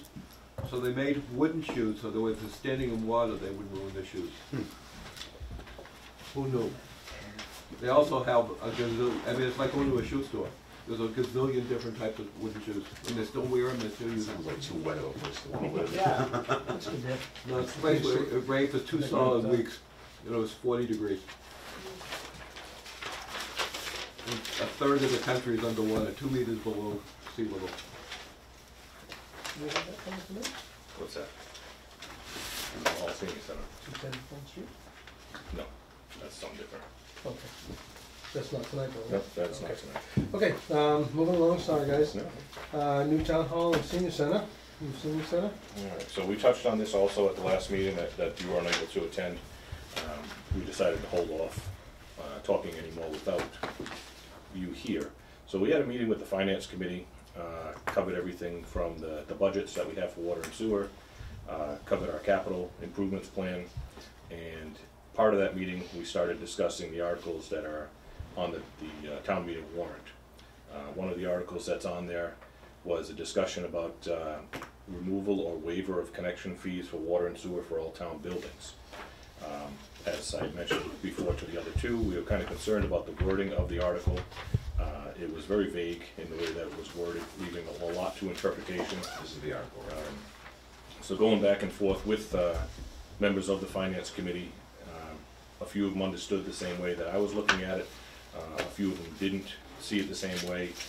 We basically explained what the connection fees are used for when they come to our departments for both water and sewer, and explaining that any waiver of those fees on any particular buildings basically puts the burden onto the ratepayers of that particular utility. After a discussion back and forth, it was recommended from the FinCom to present to the board tonight if the board would agree to a one-time exemption of the fees based on the fact that the town waived the building fees for the new water treatment facility. That would remove the intention of the article, basically kind of be a wash for both parties. That may be the cleanest option based on the language and the way it's worded in the article, because I believe it's too late to have the article amended and reworded. The other thing would be to... But it can be pulled? I think it would be a no action. No action. I don't think they'd No pull it action. because I think it's probably already in print, but you'd probably see no action from the Finance Committee. But someone from the floor could move it if they wanted to. I believe that is possible, yeah. You know, Thank you so very much. To the best of my knowledge, they did waive over $200,000 worth of fees for the new water treatment facility when it was built. We're very similar in numbers. If the rates, I have them here in print somewhere in this wonderful mess.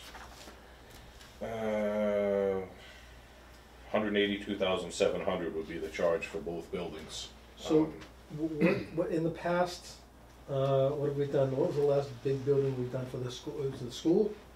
Was it the middle school, or was it the, what was the last municipal building that, what have we done in the past? I couldn't think of any That's a good off question. the top of my head for I can't think of any new ones. that bringing have built water since into I've them. been around. I mean, I understand both sides, because we're under one umbrella, Mhm. and I'm sure a lot of people think of it that way.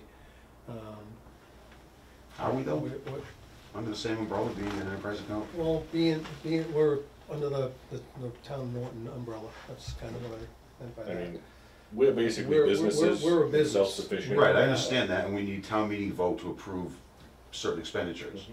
But when those expenditures are approved at town meeting, the money isn't coming from the people's taxes, we're still either borrowing it or spending it from the department's money. Correct, it comes from our ratepayers. We just need, I guess, a vote at town meeting to be able to spend it, but. Correct.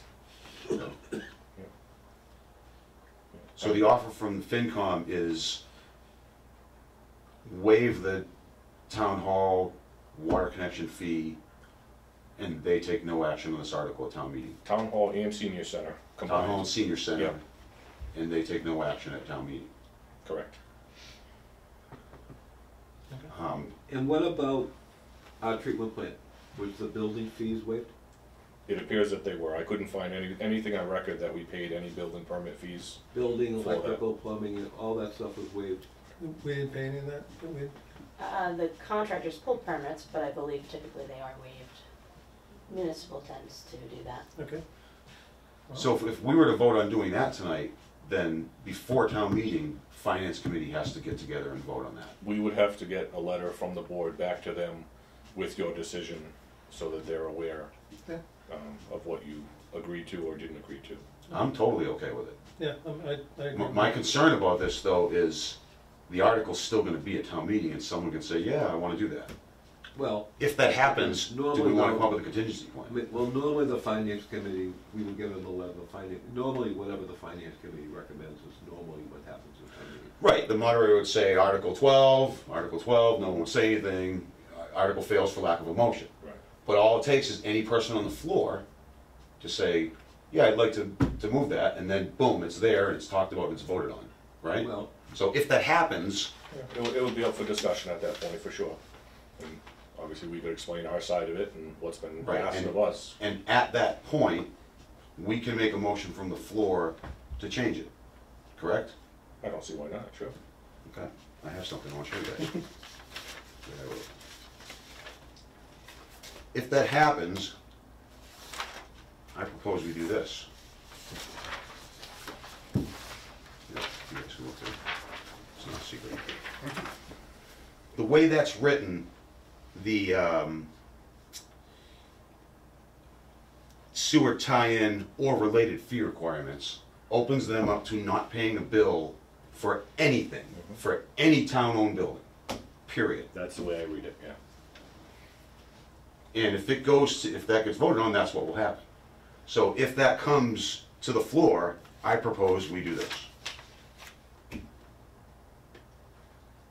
that make sense to you guys?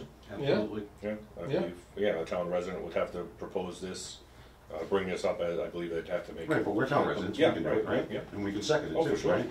We just can't talk to each As other. long as we're not sitting next to each other. Okay, I think that's a great idea. Yeah, that's great, Jim. all right. Good job. Well, we will keep that as a contingency plan in case, Okay. this, but I think we should go forward. I agree with that. I think we should, take them up with their offer and Yeah, I think that's, it benefits everybody. put it to rest, right? Yep. For sure. Benefits everybody. And that's. Okay, so we need a motion to waive the, Water fees. can we make the motion contingent on FinCom taking no action, or would that be too over the top? I'm not sure. I'm not sure if you can get that much language in that. I think it'd just be simple that we show that we agree to waive the fees, these are the fee amounts. totals down the bottom here, so we can have a Okay. dollar amount in the vote.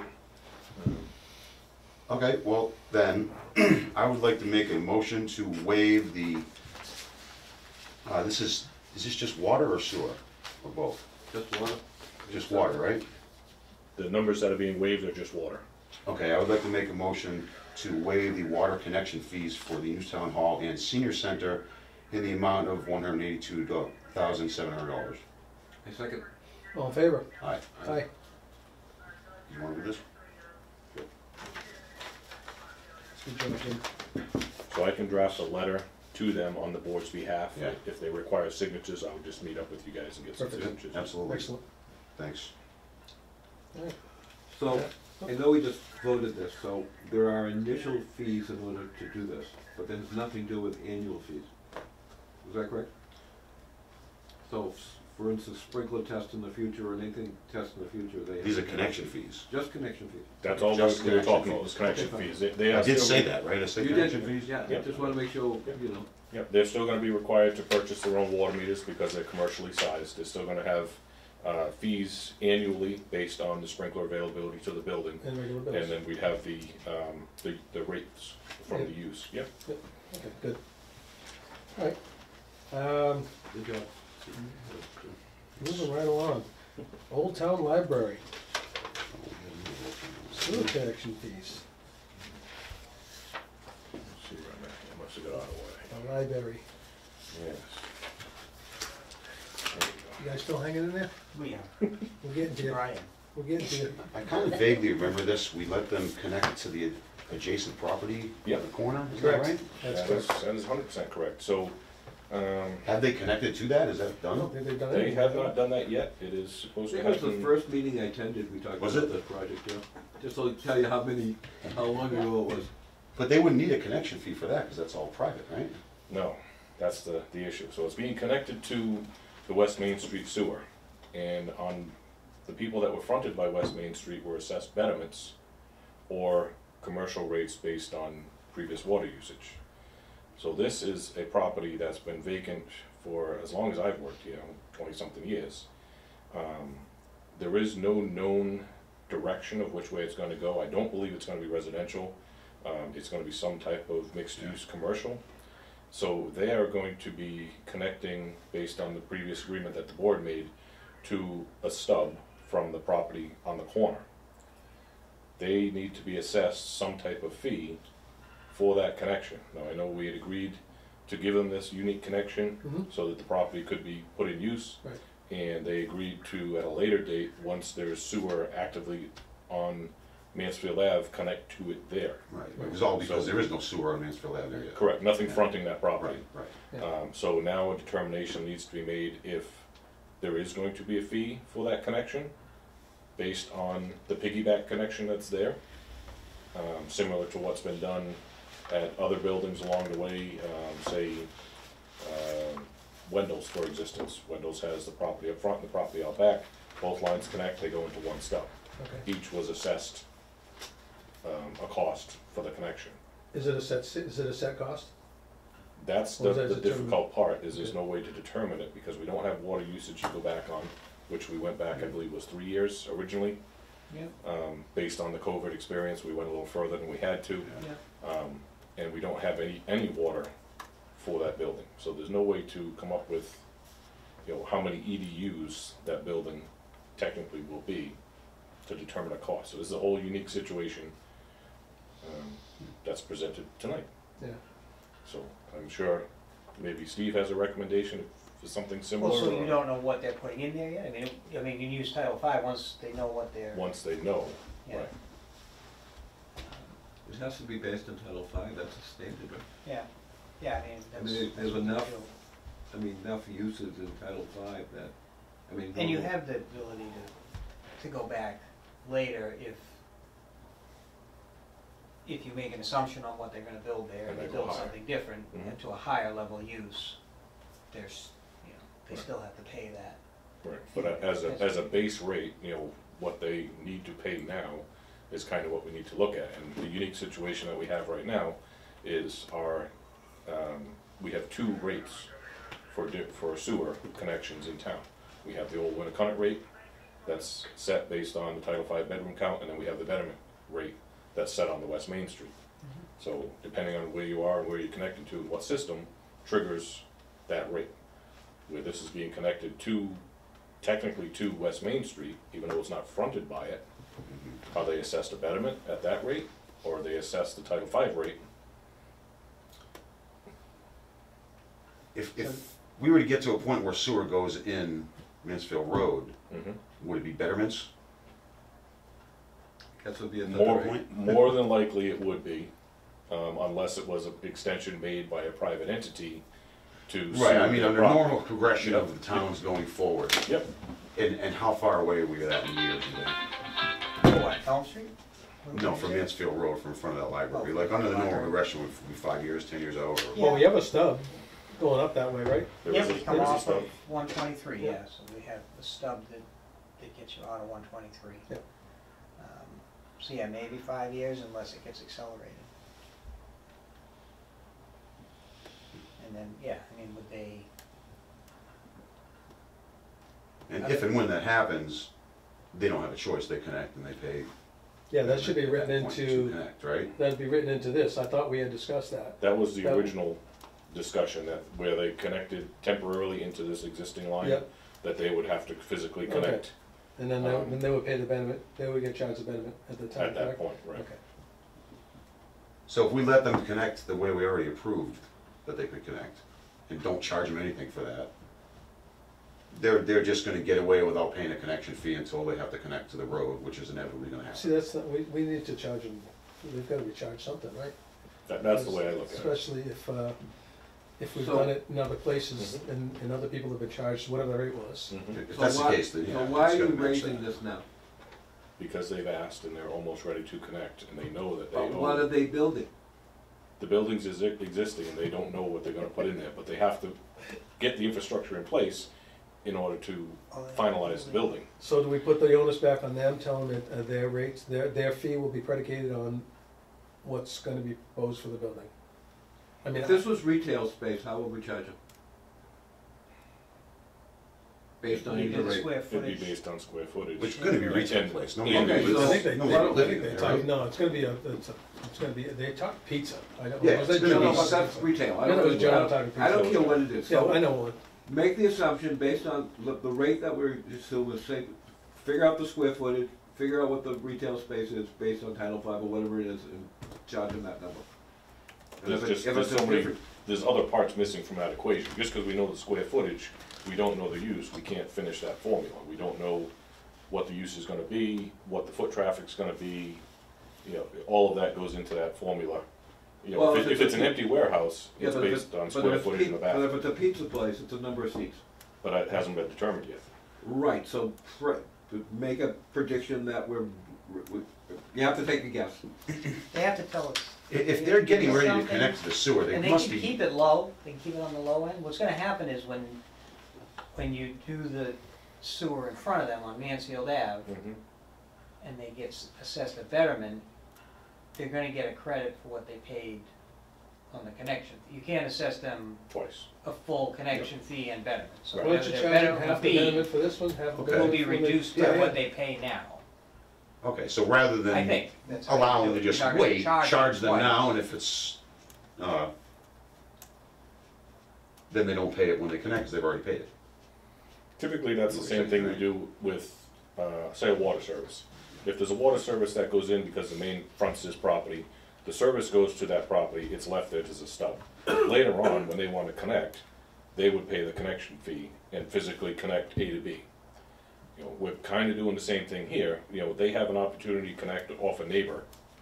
You know, they've already made the agreement to connect once it's fronted their property, so the cost would also be there for that physical connection to change from leaving the back of the property to now going out of the front of the property, whatever that construction cost will be. Yeah. But, you know, they could pay up front a rate that's determined, and they just wouldn't pay that connection fee a second time. Or we could do, like Steve says, do half now and half later, but who But knows either when way, the when they later's go to gonna pay happen. that fee for Mansfield Road, whatever the difference is, Mhm. gets adjusted. It's just unique that we just don't have enough for the formula. So, Well, I would make an assumption and base the assumption on that, and if when they actually pull a building permit, You can adjust get the difference. okay. Pick a number, but it has to be based on something. something which is not the exception of the rule, but the rule. So Is it if still someone's going retail off space- equivalent dwelling units, or since it's commercial, it's different? It's commercial, it's different. Okay. Yeah, you. So we couldn't say, let's call it one dwelling unit for now, it's a different point, but we can't use that. Right. But zone commercial though, or resident, or retail, or whatever it's zoned. Right. So I would just, if it's probably not a warehouse. It wouldn't make sense to put a warehouse there, it has to be retail. There's gotta be a minimum number, Well, right, Yep. for that? So we could just charge them that, whatever that number is. with a caveat associated with it, I mean, what are you looking, what's a normal connection fee for a 3-bedroom home? Magnitude. 3-bedroom outside of West Main Street is $11,550. So $11,000. Okay. Yeah, that's the other thing that hasn't been That's the other thing that we still have to whether work we're on gonna is change that to the 16,000. have continuity between the rates No, I at some understand. point in time. No, I understand, I wasn't sure it was Yeah. $1,000 or $10,000, Right. Yeah. that's what I really wanted to know, thank you. Yeah, so I mean, I think that's a safe starting point, and then reassess it once they know what's going in. I think when I connected the sewer in Randolph in 1975, it was like $5,000, so the numbers seem to be in order, something like that. A So long do time we need ago. to vote on anything, or is this just No, this was just discussion? general Yeah. discussion to see if we Okay. could come up with a solution. I didn't want to do it on my own. I want to make sure we had board input and obviously engineer input, Yep. to make sure we're all on the same page. Okay, We don't, not trying to do any special favors to them, even though Nope. they are, Good, well, working on a pretty interesting building in town. And we'll go from there and readdress it in the future, 5-10 years from now. now, they had mentioned they were buying the old bank there that was on the other side of the street, 123, they still Last interested I in knew that? they purchased that, there was discussion that they needed additional parking Yeah. based on the limitations that they have on that lot. And they weren't able to use the temporary parking that they have at the Norton Common. Common? Yeah. So I think that was their solution to that, within walking distance, that they were gonna do something, either take the bank down and modify the property or Yeah. something. Yeah. So that's Good. where we are with that. All right, What else we got? moving right along. Superintendent updates, boy, I haven't even started that yet. holy smokes. You are kidding, Frank. I told you. I gotta work You'll be at numbing your Let me see- pages. They're all Let me messed see up what I now. can, I know I can get Weston and rid of, Sampson's are gonna be quick, that's all I know. a few things we can get rid of. Oh, I'm settled in. I have my computer open now. No. Okay. No, I'm just looking up That goes fine. I'll be permit quick. fees. Yeah. All right, so we'll go back to, stay on the sewer discussion. At the last meeting, I believe I may have actually misspoke. There were 2 questions asked at a very similar time, and this was for the Zero Reservoir Street project, the one that has been shot down a couple times by planning. The presenter that was here had explained he was going to be installing private sewer on Reservoir Street, connecting with, I believe it was a 1 or 2% grade Right. down to the Yeah. existing state sewer manhole going to the smaller sewer station. At the time, we were talking about it, and I believe somebody had asked a question about connections to the common sewer or the private sewer. So going back, we actually pulled the article from town meeting explaining the language when it was split to 2 separate determinations based on funding sources. So the, let me see.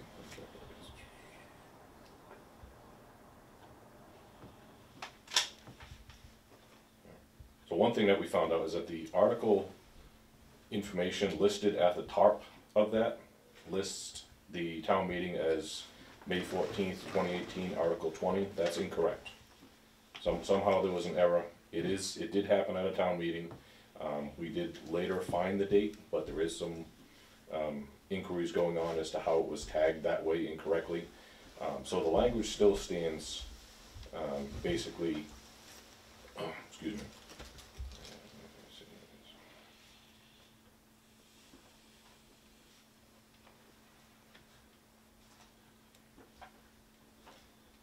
when fronted by a common sewer, 7 years after the completion date, based on the recent town meeting article, the connection is required for fully municipally funded projects.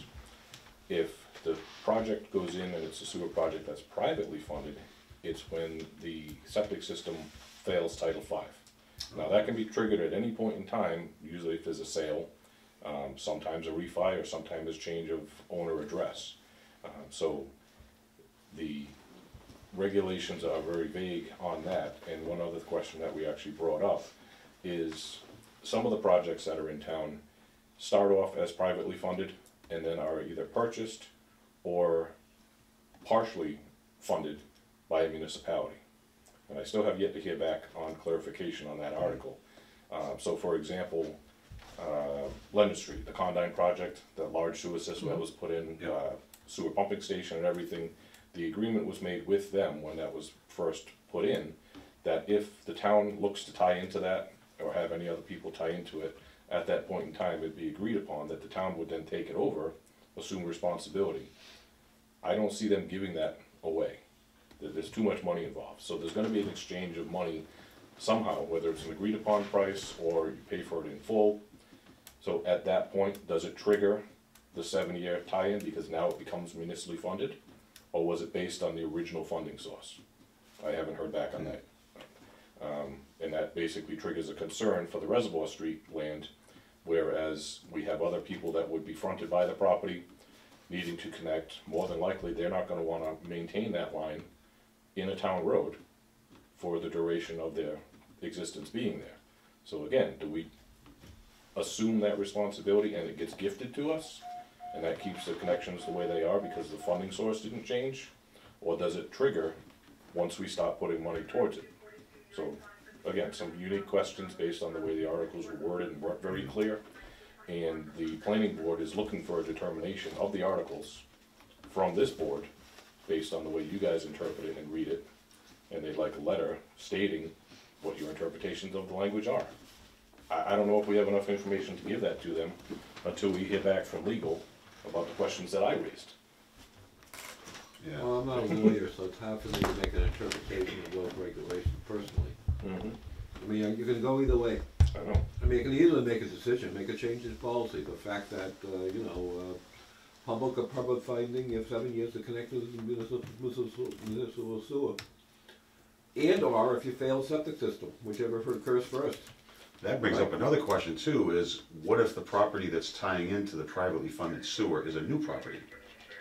So there is no Title V at all, and then they're Well, building on that. If they're Well, fronted, normally it's new, it's connected to the sewer. yeah, if I mean, it's, that's a standard. yep, exactly. If it's fronted, they're not eligible for a septic permit. They would have to They would connect have to to the connect. eligible sewer.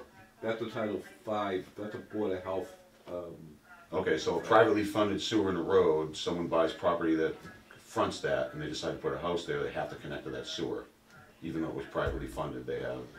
well, if it's privately funded and private, they can't tie into it. Is that correct?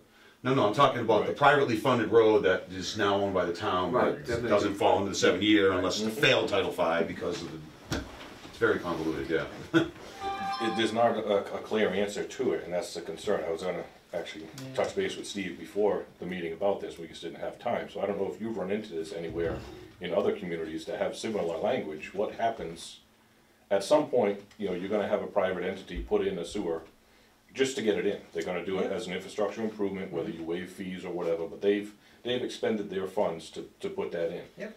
As time goes by and the town decides they have to tie in or they want to tie in, there has to be some money exchanged, because of the value of that. The contract is not gonna leave all that money on the table and walk away. It just doesn't make sense. So, There's usually a development agreement, and there's a time frame that the sewer remains private, and that the private developer can collect money from anybody that wants to tie into their sewer. So if they wanna tie in, and then they have control over what that fee is, but the people don't have to tie in.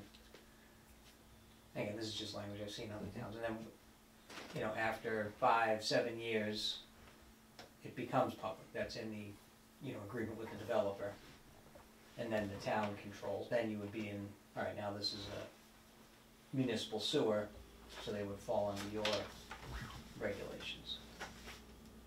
So I guess it's not clear then if the language that you guys have is specific to a sewer that was built with municipal monies versus private monies. It was still built with private monies. Mhm.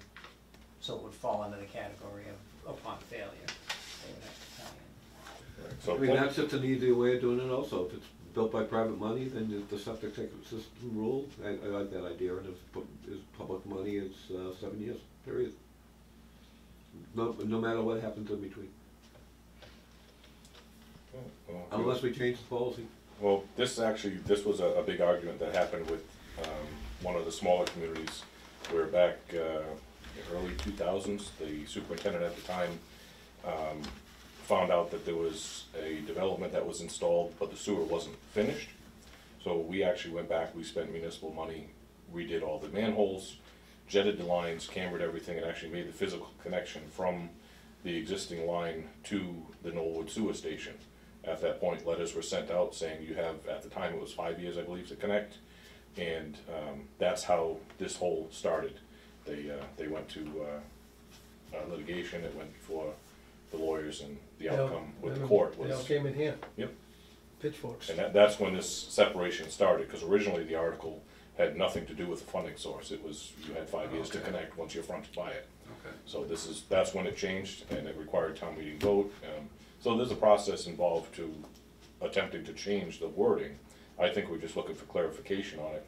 And the planning board as well, so they know what impacts residents will see in the future if they approve a project and see something change. So. And in the Randolph situation, they put municipal sewers on our street. They told us we had 5 years to connect.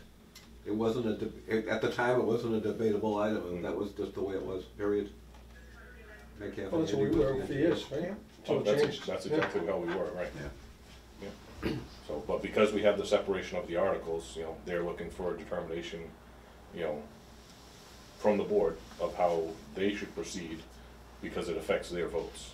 So that information that was presented to them for that Zero Reservoir Street, they denied that project because of the potential future impact it'll have on the surrounding residents having that line installed. Well, So should we wait till we hear back from K&P, or? We can definitely wait. I know they are hoping to get an answer as soon as possible, but I mean, everybody knows the turnaround time that we see from the attorneys. All right, I mean, I'm hesitant to make a legal decision on stuff. me too. Right. That's certainly above the Not pay to- grade. Not to push it off, and I'd like to get to the end of it too, but I mean, we can't make a legal decision, so we have to have a legal opinion. Right. No, that's why I reached out and was figuring it would go quicker than it has. But, if you all had, a certain, We can make a Understand. determination, but it could probably be challenged, so It it could doesn't be really different. matter what to. Okay. Might as well do it right. all right, we'll wait on legal.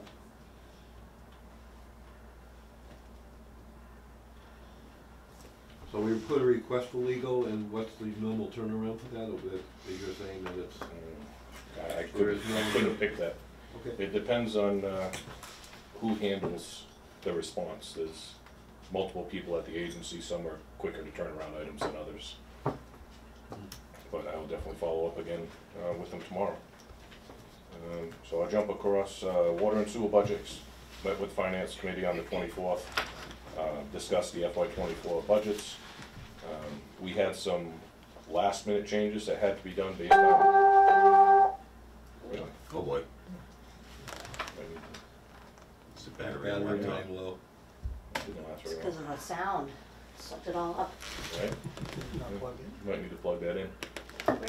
Is it plugged into the? It's right up on top, Brooke, over here in front of you. He only did it so we wouldn't trip over the wire. That's your 5-minute warning. Right? Oh, well. That's pretty old, probably a 30-second. Oh, great. No pressure. There's no, oh, on the side. That's He's got it. Over here. Does it reach? Might be in the back, I think. Is it? Yeah, There's one on this side. Quick, hurry. no, it's in the back. It's not gonna reach. Oh, it's not even 5 minutes. We didn't make it, we didn't make That it. wasn't even 30 seconds. I tried. You tried. You're the only one that did anything. You see? Made the effort. All right, see if it'll turn back on.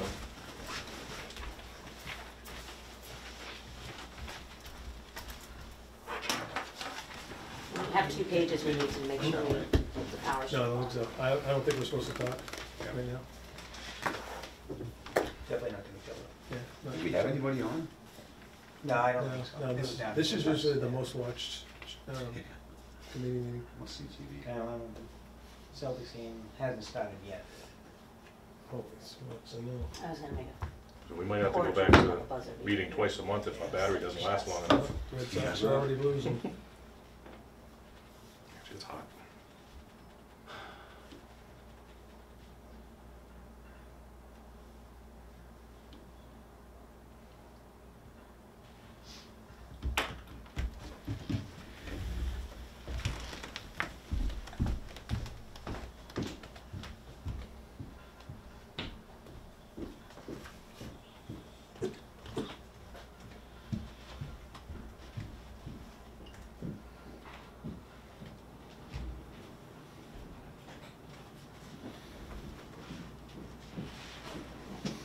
Does the water work in the refrigerator yet? I don't believe so.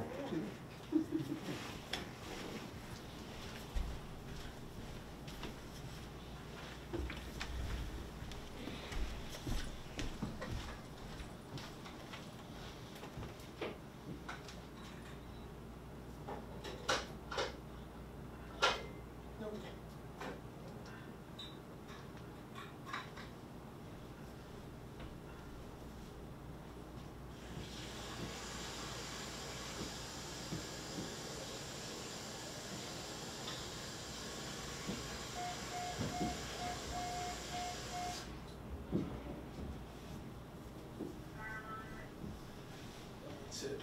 Right out of the tap. Snorting water, you'll be fine. Telling you.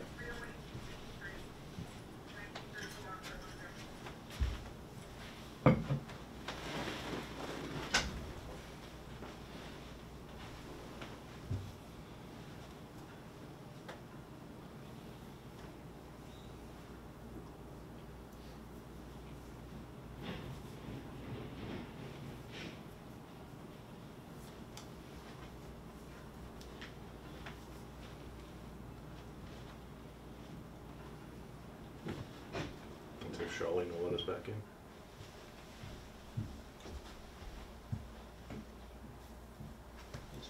Do you have her side?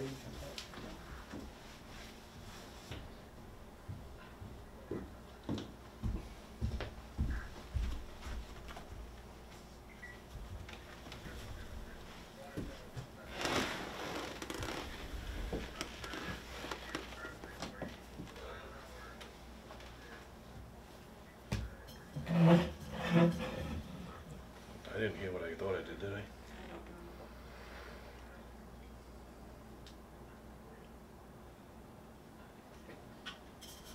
You might need to finish this with that one.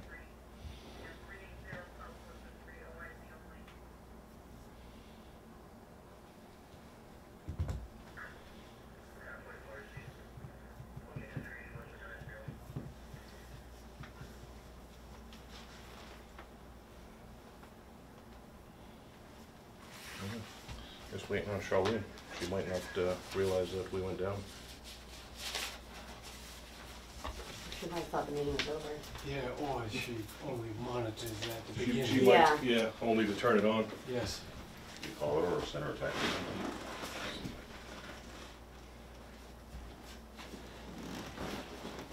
Who's this? Charlene. Charlene?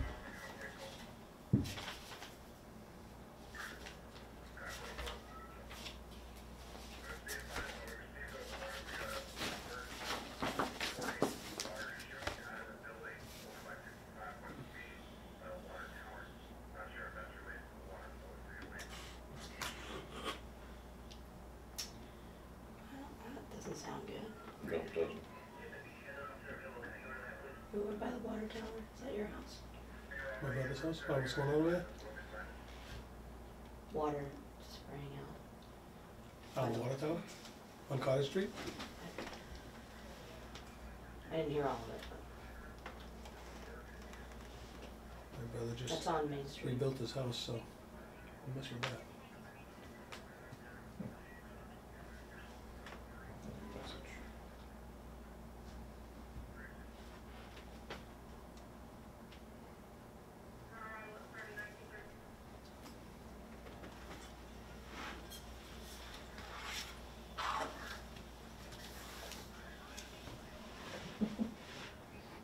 voicemail.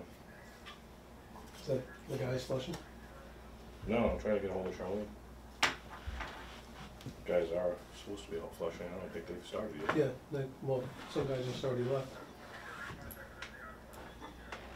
When did that flat? No, I forgot. We'll talk about that later. I don't want to get in trouble.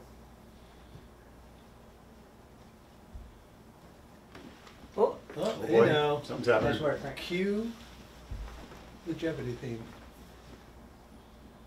Look at this. Nice. This is the stuff. Don't leave the meeting. Technology. close. Oh, boy. Is it, Yep. this is right? Because Um, I know it's been finicky. I think we're in. Okay. Just recording. Yeah, we're in. All right, great. All right. No, sorry for the delay, folks. I'm not sure if the sound's on. Continuing on with superintendent updates. We're talking about budgeting. Yeah, we're in the budget. So we presented the FY24 budget. Once the contracts were finalized, as this is a negotiation year, we had to make some major changes based on what was given to the men and women. So those newest budgets were actually just sent off, was it yesterday, Brooke, or was that this morning? yeah. Yeah, days all blend together. So those are up and finalized. Those will be moving to town meeting. The capital requests that we put in back on February 27th, two of the major items were the welfare replacement project, and the other was the aeration system being installed in 2 million gallon ground storage tank at Cottage Street. Those were presented and approved to be moved forward by FinCom. The smaller items were the plow truck and a small excavator, also supported by Capital Committee and FinCom. We did remove Stephen Street and Peter Street water main project from this capital improvement based on the cost for the distance and based on supply chain shortages and stuff. We decided we'd just hold off for now. It's not completely off the books, but definitely something we kicked back on this one. System flushing, you know, they've been moving along really good. The map behind you shows what's done. We had a couple impacts. The big house fire down on Downing Drive. That was the night of the last meeting, April 11th. We actually did send out a public notice reminding customers to please conserve water during the fire. Again, knock on wood, no issues with that. No dirty water calls from that, no low pressures. We had our system bleeders out, you know, routine maintenance on the dead ends. They ran for about a week and a half, turned those areas over, and you know, improve the water quality in those locations. So just like touch on flushing, I did get a couple of phone calls of flushing low pressures in a couple of different areas. Yep. Told them to call. People were flushing and it cleared, you know, and it came back. You know, they just didn't know. They didn't realize the flushing was in the area. What was asked was why don't we flush later on at night? That got broached to me. And why don't we flush when it's lesser usage, when people with less impact to people? Well, when guys are out from 7 to 2:30, that's the window that we have. We need to have the plant in operation while we're doing it. If we start much later than that, now you don't have a place to put the water, so the plant can't run if the tanks are full. So now you're going to be wasting twice as much water by dumping water from the tanks in order to have a place for the water to go while they jump in hydrants. So it's been an option that we've used once before to flush during the day. It's had mixed results. As the end of this program nears, we may transfer back over to that because we're going to start running into people using up their vacation time as we get to the end of the month and into June. It has to be used by the end of June. So if we get to a point where we feel comfortable bringing them back and having the crews flush days, we will. Low pressure has been an issue that we found. When we tightly isolate the areas doing unilateral flushing, you know, if you're at the end of that isolated area, there's a good chance you're going to notice a significant pressure change. We've had calls that we fielded here as well, explain that we are in the area, explain where they can find the information, you know, on the town website and on the Facebook page. And, you know, again, it hasn't been a major issue, but oddly enough, there's been more pressure complaints than there have been dirty water complaints. So it's a welcome change. It's something that we've tried to address by lowering the flow rates. But if you are aware of how the flushing works, you need the velocity in order to make it work. So It's just unique, and now that we're getting later, or closer to summer, you know, the sunlight's a little bit later, people are doing a little bit more. Whereas when we first started this at 7 o'clock, you know, it was already getting dark. Right. So just the interaction with what's going on in the public is where people are noticing it more. The issues with running later, if we did like a 9 to 3 or a 9 to 4, is that the plant actually wouldn't shut off for the next day. So now you run into a situation where you're beating up your wells. You need some downtime to filter, to allow the filters to settle out between flushes. So there's a process that's involved, and you know, it's been looked at, but we're kind of limited in what we can do. And based on how many bedrooms are in Norton, you have a lot more people home. So it's impactful either way, whether it's daytime or nighttime. Okay, good. So, and then the last thing is that open meeting law webinar that we went to. I forwarded each of you individually the email with the link to it. A few of the things that are cautioned about that is basically creating an open meeting without even recognizing it, and it can be done through an email conversation by accidentally hitting reply all. If all the board members reply and have any type of discussion, even by email, about a topic, it's technically a meeting and it's open to public record. So there's some unique characteristics about certain criteria in the meeting law that should be reviewed, just so each individual person is aware of it. You know, some of the ones I think that we had touched on, it's unique that if you show up to a meeting unaware that the other one or other two persons are going to be there, Like a different board's meeting. you know, technically you're supposed to remove yourself from that because it creates a quorum. If something was super important and there was no way around it, a meeting agenda and minutes would be posted at a later date explaining what went on during that meeting. So obviously if we ran into an emergency situation, we had to have more than one commissioner at a site, you know, it technically creates a quorum, creates a meeting, and it would just be posted later, just to clear up the So regarding town meeting, if we wanted to get together before town meeting, it like would in the have- cafeteria of the school, we can do that. Mhm. We just need to post it 2 days before that we're going to be in the cafeteria of the We school. have to take minutes. And we would need to take Discussing minutes on it, correct. It And we need technically to take would be a minutes on meeting. it. Yep. It's definitely possible, and it can happen, because we need to know so it can be posted. in Is there time. anything we need to consider to do that for this upcoming town meeting that's next week?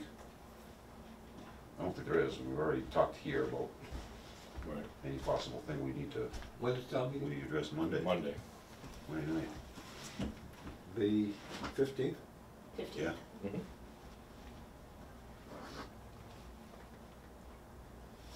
I didn't mean to go off on a tangent. No. No, and it makes things difficult, I think, for everybody, all committees. Yeah, absolutely. Trying to discuss something, or trying to get something done, especially if you meet only once or twice a month, it just drags situations out. But other than Article 12, there's no other articles, everything else is pretty cut and dry for us. There's no reason that we would need to No, discuss everything it else prior to that, seems right? very basic, yeah, you're right. There's a couple articles there that you will see no action taken on. Right. That's for supplemental funds, for the current budget, for both water and sewer. You know, it was discussed, we see no action taken on those, because it's not necessary. And we'll go from there. All right, So at town meeting, we cannot sit together, is that correct? Apparently, we can't even speak to each other. That is what I was told. You would Don't constitute- even wave to me. But did you supply my food last year? During town meeting? we can't nod our heads or anything like that, I saw that on the, If you watch that webinar, the webinar itself doesn't go into detail about what was in the slideshow. The slideshow itself is very informative. So if you can't sleep and you want to watch something, put that on. all right, thank you. That's all I have, guys. Thank you very much. Sorry, Frank, can you do the IMA with the town administrator? You know what, I do have that. That's on the other page. That's why we have Brooke. So that's not all I have. I misspoke again.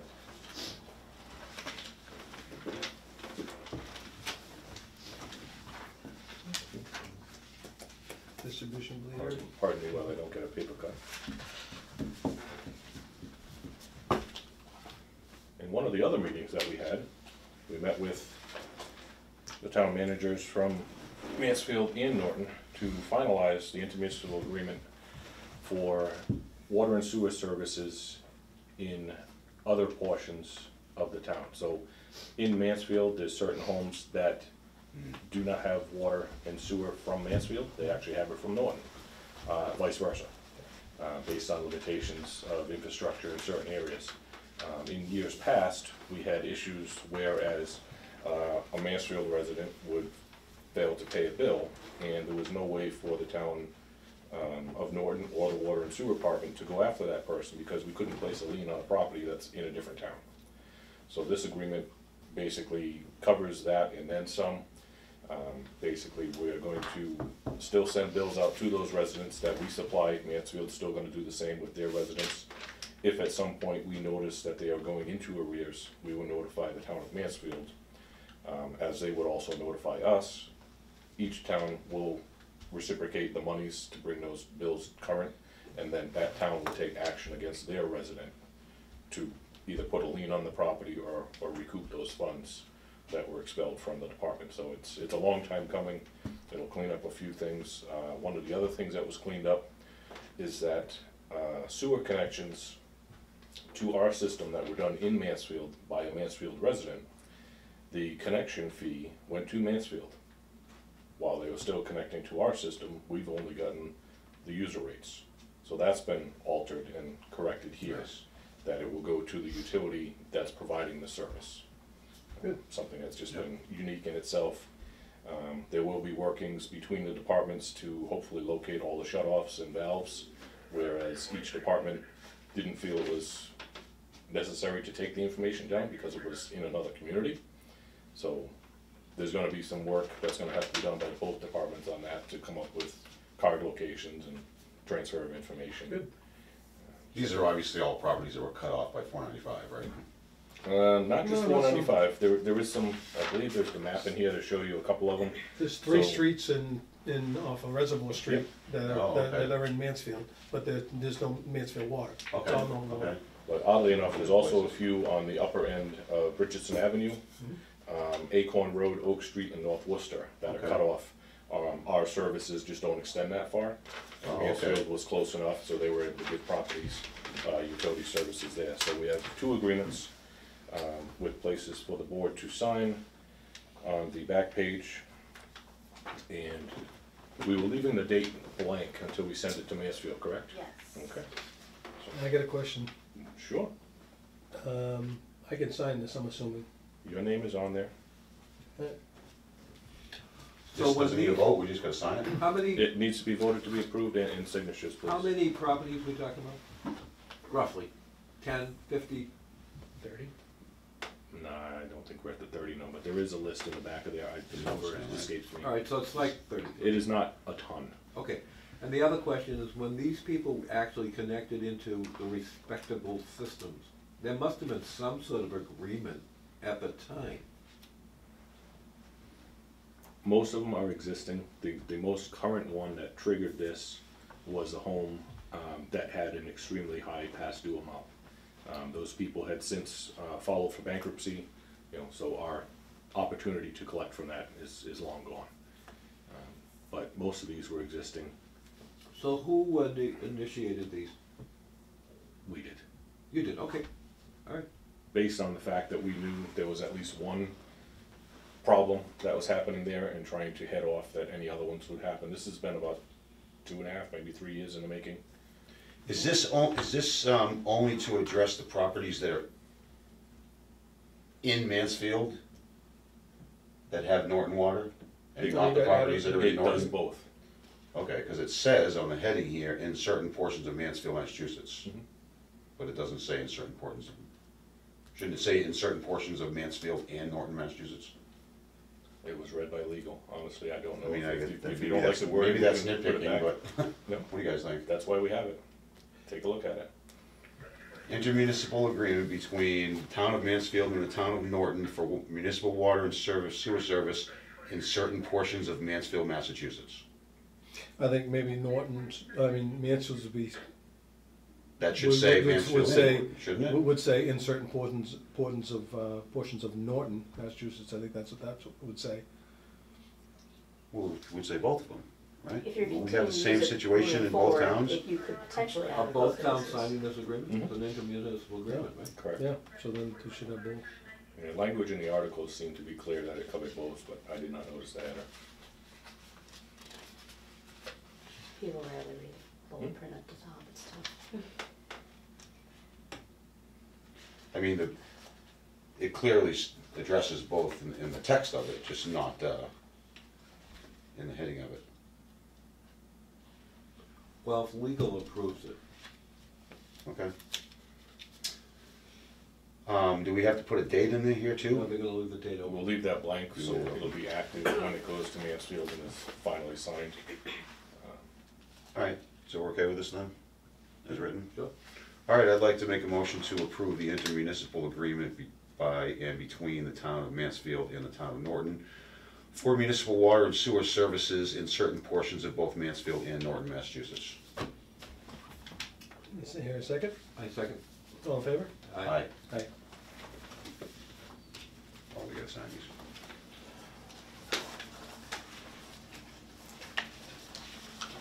So this just gives you the legal clout, is that correct?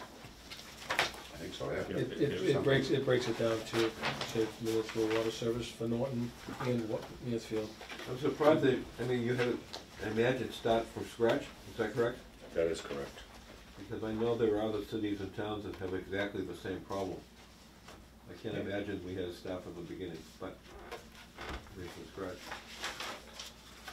I know in Randolph we had a number of connections in Stoughton. 23, there's 23 houses.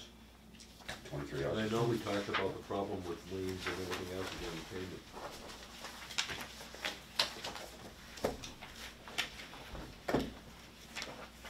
Outstanding.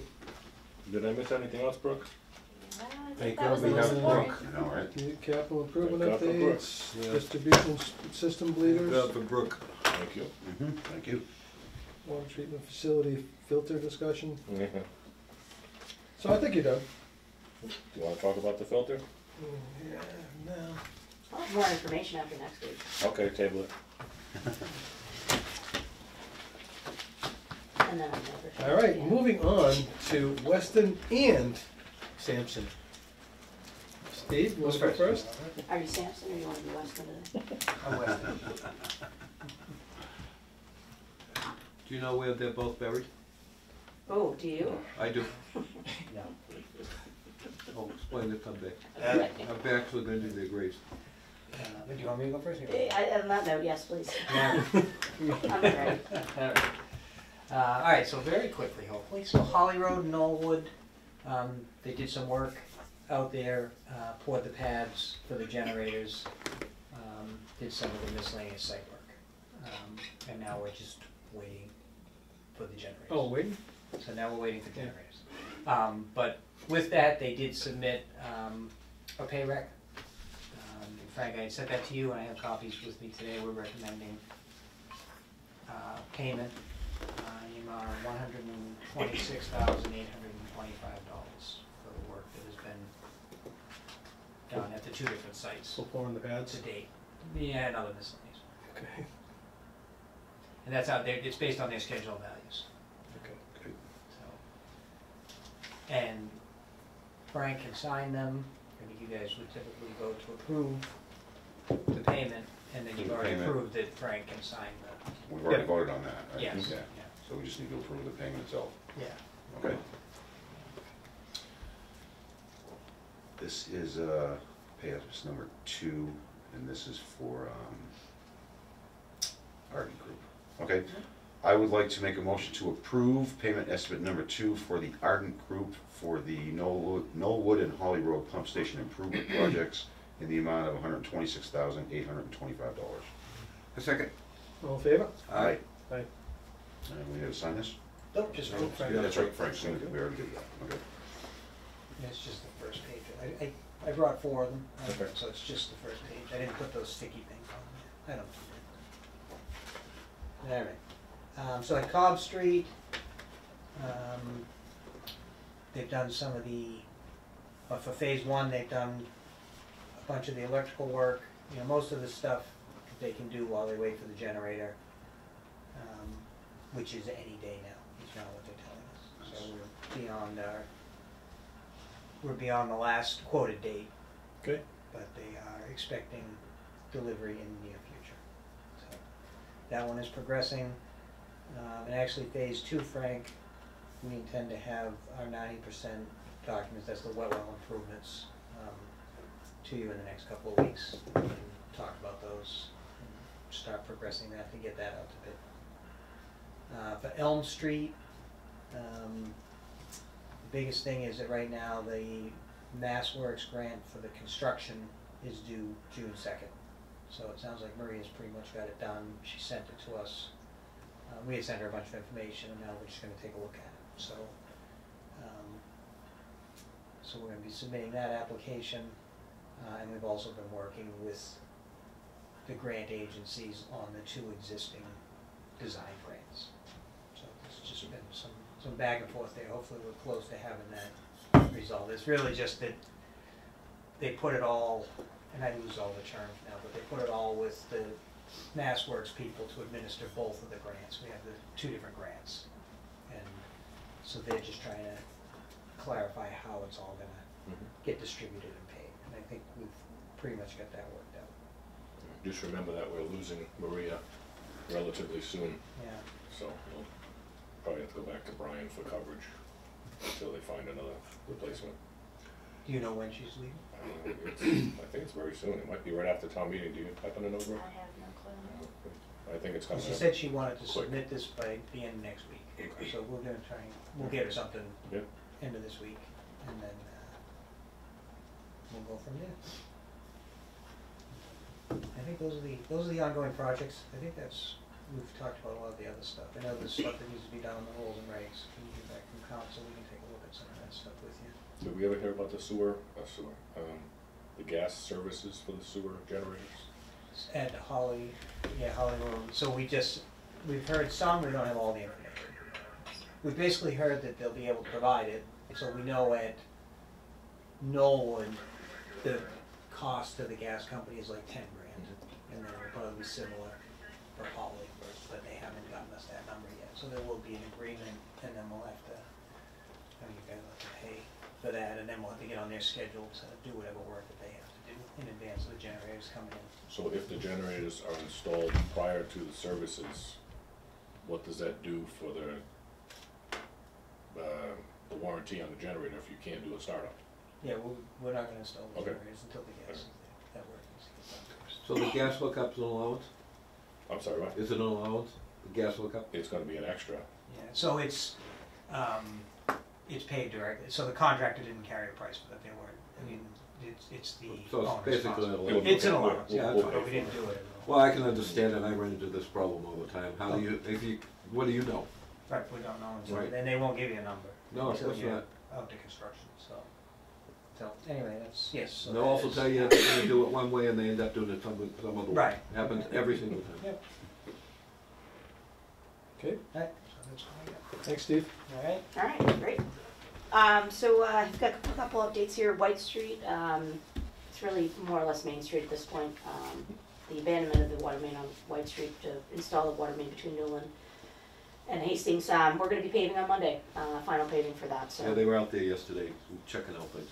great, Just excellent. let you know. Last week we were all out there with highway water contractor Weston and Sampson, discussed the layout and make sure everybody's on the same page.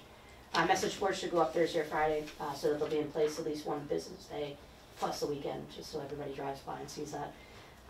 The hope is that everything will wrap up in one day.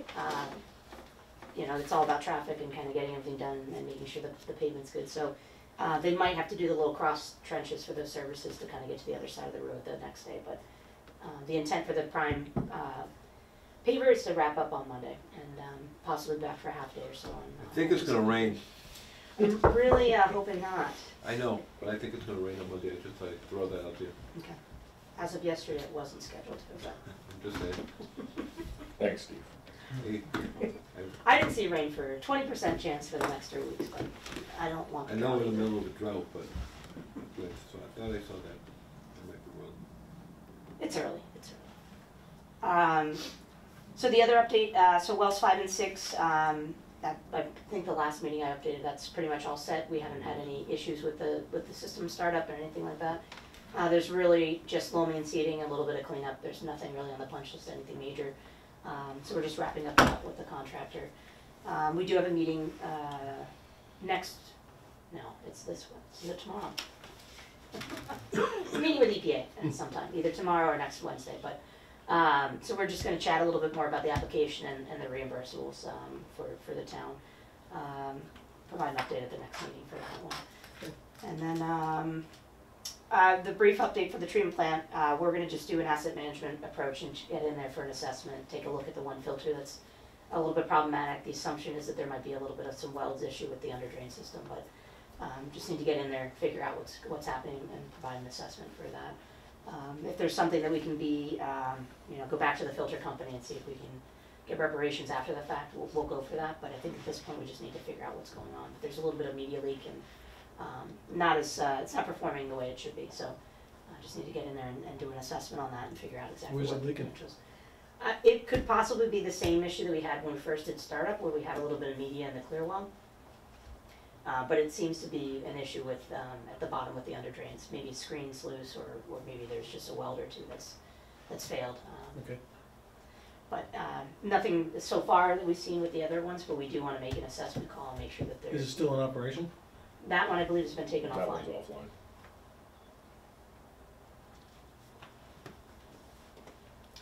offline. So we'll be meeting next week with our filter expert and do a site assessment and then determine what the potential cost would be to kind of do a full media clean out and get in there and do a check on everything. So I'll have hopefully a little bit more information for the next meeting, but as of right now we don't have any real concrete information. I know the operator had contacted another contractor to come out. They did not provide any site inspection reports or any assessments or any information at all. So we're going to just do our standard approach that we would for any of our clients when there's an issue with a filter, and go through the general engineering contract. We've had, as far as I know, the contract lease value, we have at least about $20,000 left in that for the remainder of this year. So we've got a month and a half to go. So we don't. That's what we're going to go for this period at least to pay for the initial, and we'll see where we go from there. Okay. South Worcester Street, we met on site, updated the plans, re-chatted a little bit again with Frank, and we're going to basically go forward with the. We ran the model again, Frank, and I didn't get a chance to update you on this, but I got the results before I came to this meeting. What we're going to do is basically structural line underneath the railroad. I think we already mentioned that before. We're going to go from Barrow Street to just past the railroad with the structural line. We're going to dig some test splits because it does seem that the information that the town does have on file, the water department has on file, seems it starts with a 10-inch for possibly a few sticks of pipe. We're not exactly sure. Then transition to 8-inch cast. At some point, maybe AC. You can structural line AC just as well as you can cast, so we're not concerned with that. But we wanted to make sure that the model run didn't reduce any major restrictions with the whole length. So we're going to do 12-inch replacement for the majority of the project, but then small segments, 2 of which are underneath the 2 existing culverts. We inspected those last week, couldn't see a pipe through the culvert, so it's typical practice, although there's no records that the water main was installed underneath the culvert. So we're just going to structural line those 2. If they're 6-inch, 8-inch, we'll dig test pits as well to determine what the size is. And then make sure that GC or whoever is in charge of the project digs those first, and then works with their lining company to schedule the proper liner sizing for that. But that's more or less the cheapest, easiest approach, and there's not going to be, we're talking about 30-foot sections or so for the culvert crossing, so no impacts really. We'll still have over 1,300 gallons a minute fire flow. And then there's a potential future development that's over kind of near the Dean Street and South Worcester intersection, which we also kind of model a little bit, and there's going to be plenty of flow from the 12-inch on both sides. So our next step is to finalize the plans, get our permit applications in for notice of intent for conservation, as well as wrap up for the railroad crossing. So that's pretty much. You told me before, but how long is that project? It also includes East Hodges Street, which I didn't mention because that's pretty much a straight up replacement. It's about 7,000 feet. And when do you think we're going to go out to bid on that? When we Based have on permits what you in know. hand. when we have permits in hand. I'd love to go out in a couple months, but I have a feeling we Well, might. maybe late 2023. Hopefully by fall, yeah.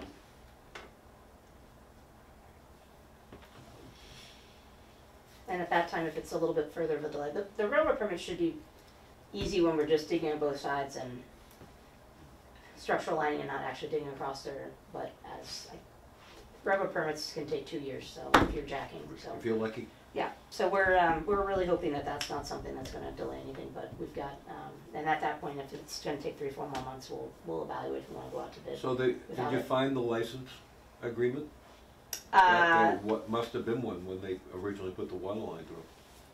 The water line, as far as I know, there's just documentation, it doesn't matter what's on file previously. The current organization, you still have to get an access permit if you wanna access it. We're not actually technically accessing it, so we'll be indicating that in our permit application, but. When they do the work under the railroad track, does part of that permit, like, shut down the railroad, or is it just If you're- coordinated during a time where they know they're not gonna have a train go by? If you're within so there's the actual property bounds of the railroad, and then there's the influence of the tracks. So Right. there's a certain offset that you wanna stay off of the tracks, if you're working within their property. Our intent would be to work on outside of that, dig pits and then access it underneath, and not actually have any excavators near it that could fall. So or- even though you're digging underneath the tracks, they could still be active, We're and the not- train can go by. Well, we're while not they're going to doing be doing it on this Right, project, but- but yes, you could. it. It's interesting. Yeah. They'll usually have monitoring for the rails to make sure that there's no displacement of the rail. Right. But yes, it happens all the time in, downtown cities and Yeah, stuff like yeah. that. I would imagine it would have to. Yeah, we don't want a derailment. No. Yeah, I think it's not even, is it daily? Twice a day. Twice a day? Okay. Just to let you know that the engineer who drives the train will make sure that it's safe, because he's the boss regarding this. He's control of the crossing. That was it. Okay, That's it. yeah, thank you guys. I mean, I can elaborate, but Please don't. All right, any other, we can't ask for. Well, the only thing Can we? the only thing is we put off the policy on the interest. So the question is, how did we develop that, or is that something you're gonna take a crack at? I think we'll take a crack at it, looking back at what's an average interest on the water bill, and then see if we can present it to the chair, and then go for next meeting. Okay. Yeah, that sounds right. I would say share it with all of us, but you can't do that, so I understand. Well, I can if I send it individually and you guys don't respond back, because that doesn't create a meeting. Okay. So we can definitely keep you updated, but we can't do a reply all or information can always be passed. or have comments. Yeah. We can reply that we got it though, so you know we Sure. got it. Well, you can reply to him, right? Individual replies, Individual comments. No reply replies all. and comments. That's true, it's just between the three of us. That's correct. Okay, We can't reply to all or right. anything like that. So What if we use a different email? That's not allowed either. And a burner phone? It has to be a town email. Just kidding, just kidding. I live close enough for smoke signals. True. All right, next meeting. Hold on, we had one thing going through So sorry. yesterday, 210 Plain Street. Do we wanna talk about that, or do we wanna? There's It- still it- it's a- information that has to be gathered. It's another high bill. It is another high bill. Alright, so we would basically have the same discussion if we were gonna talk about it. Okay. Cool. I just brought it up because it literally came in yesterday, Yep. so.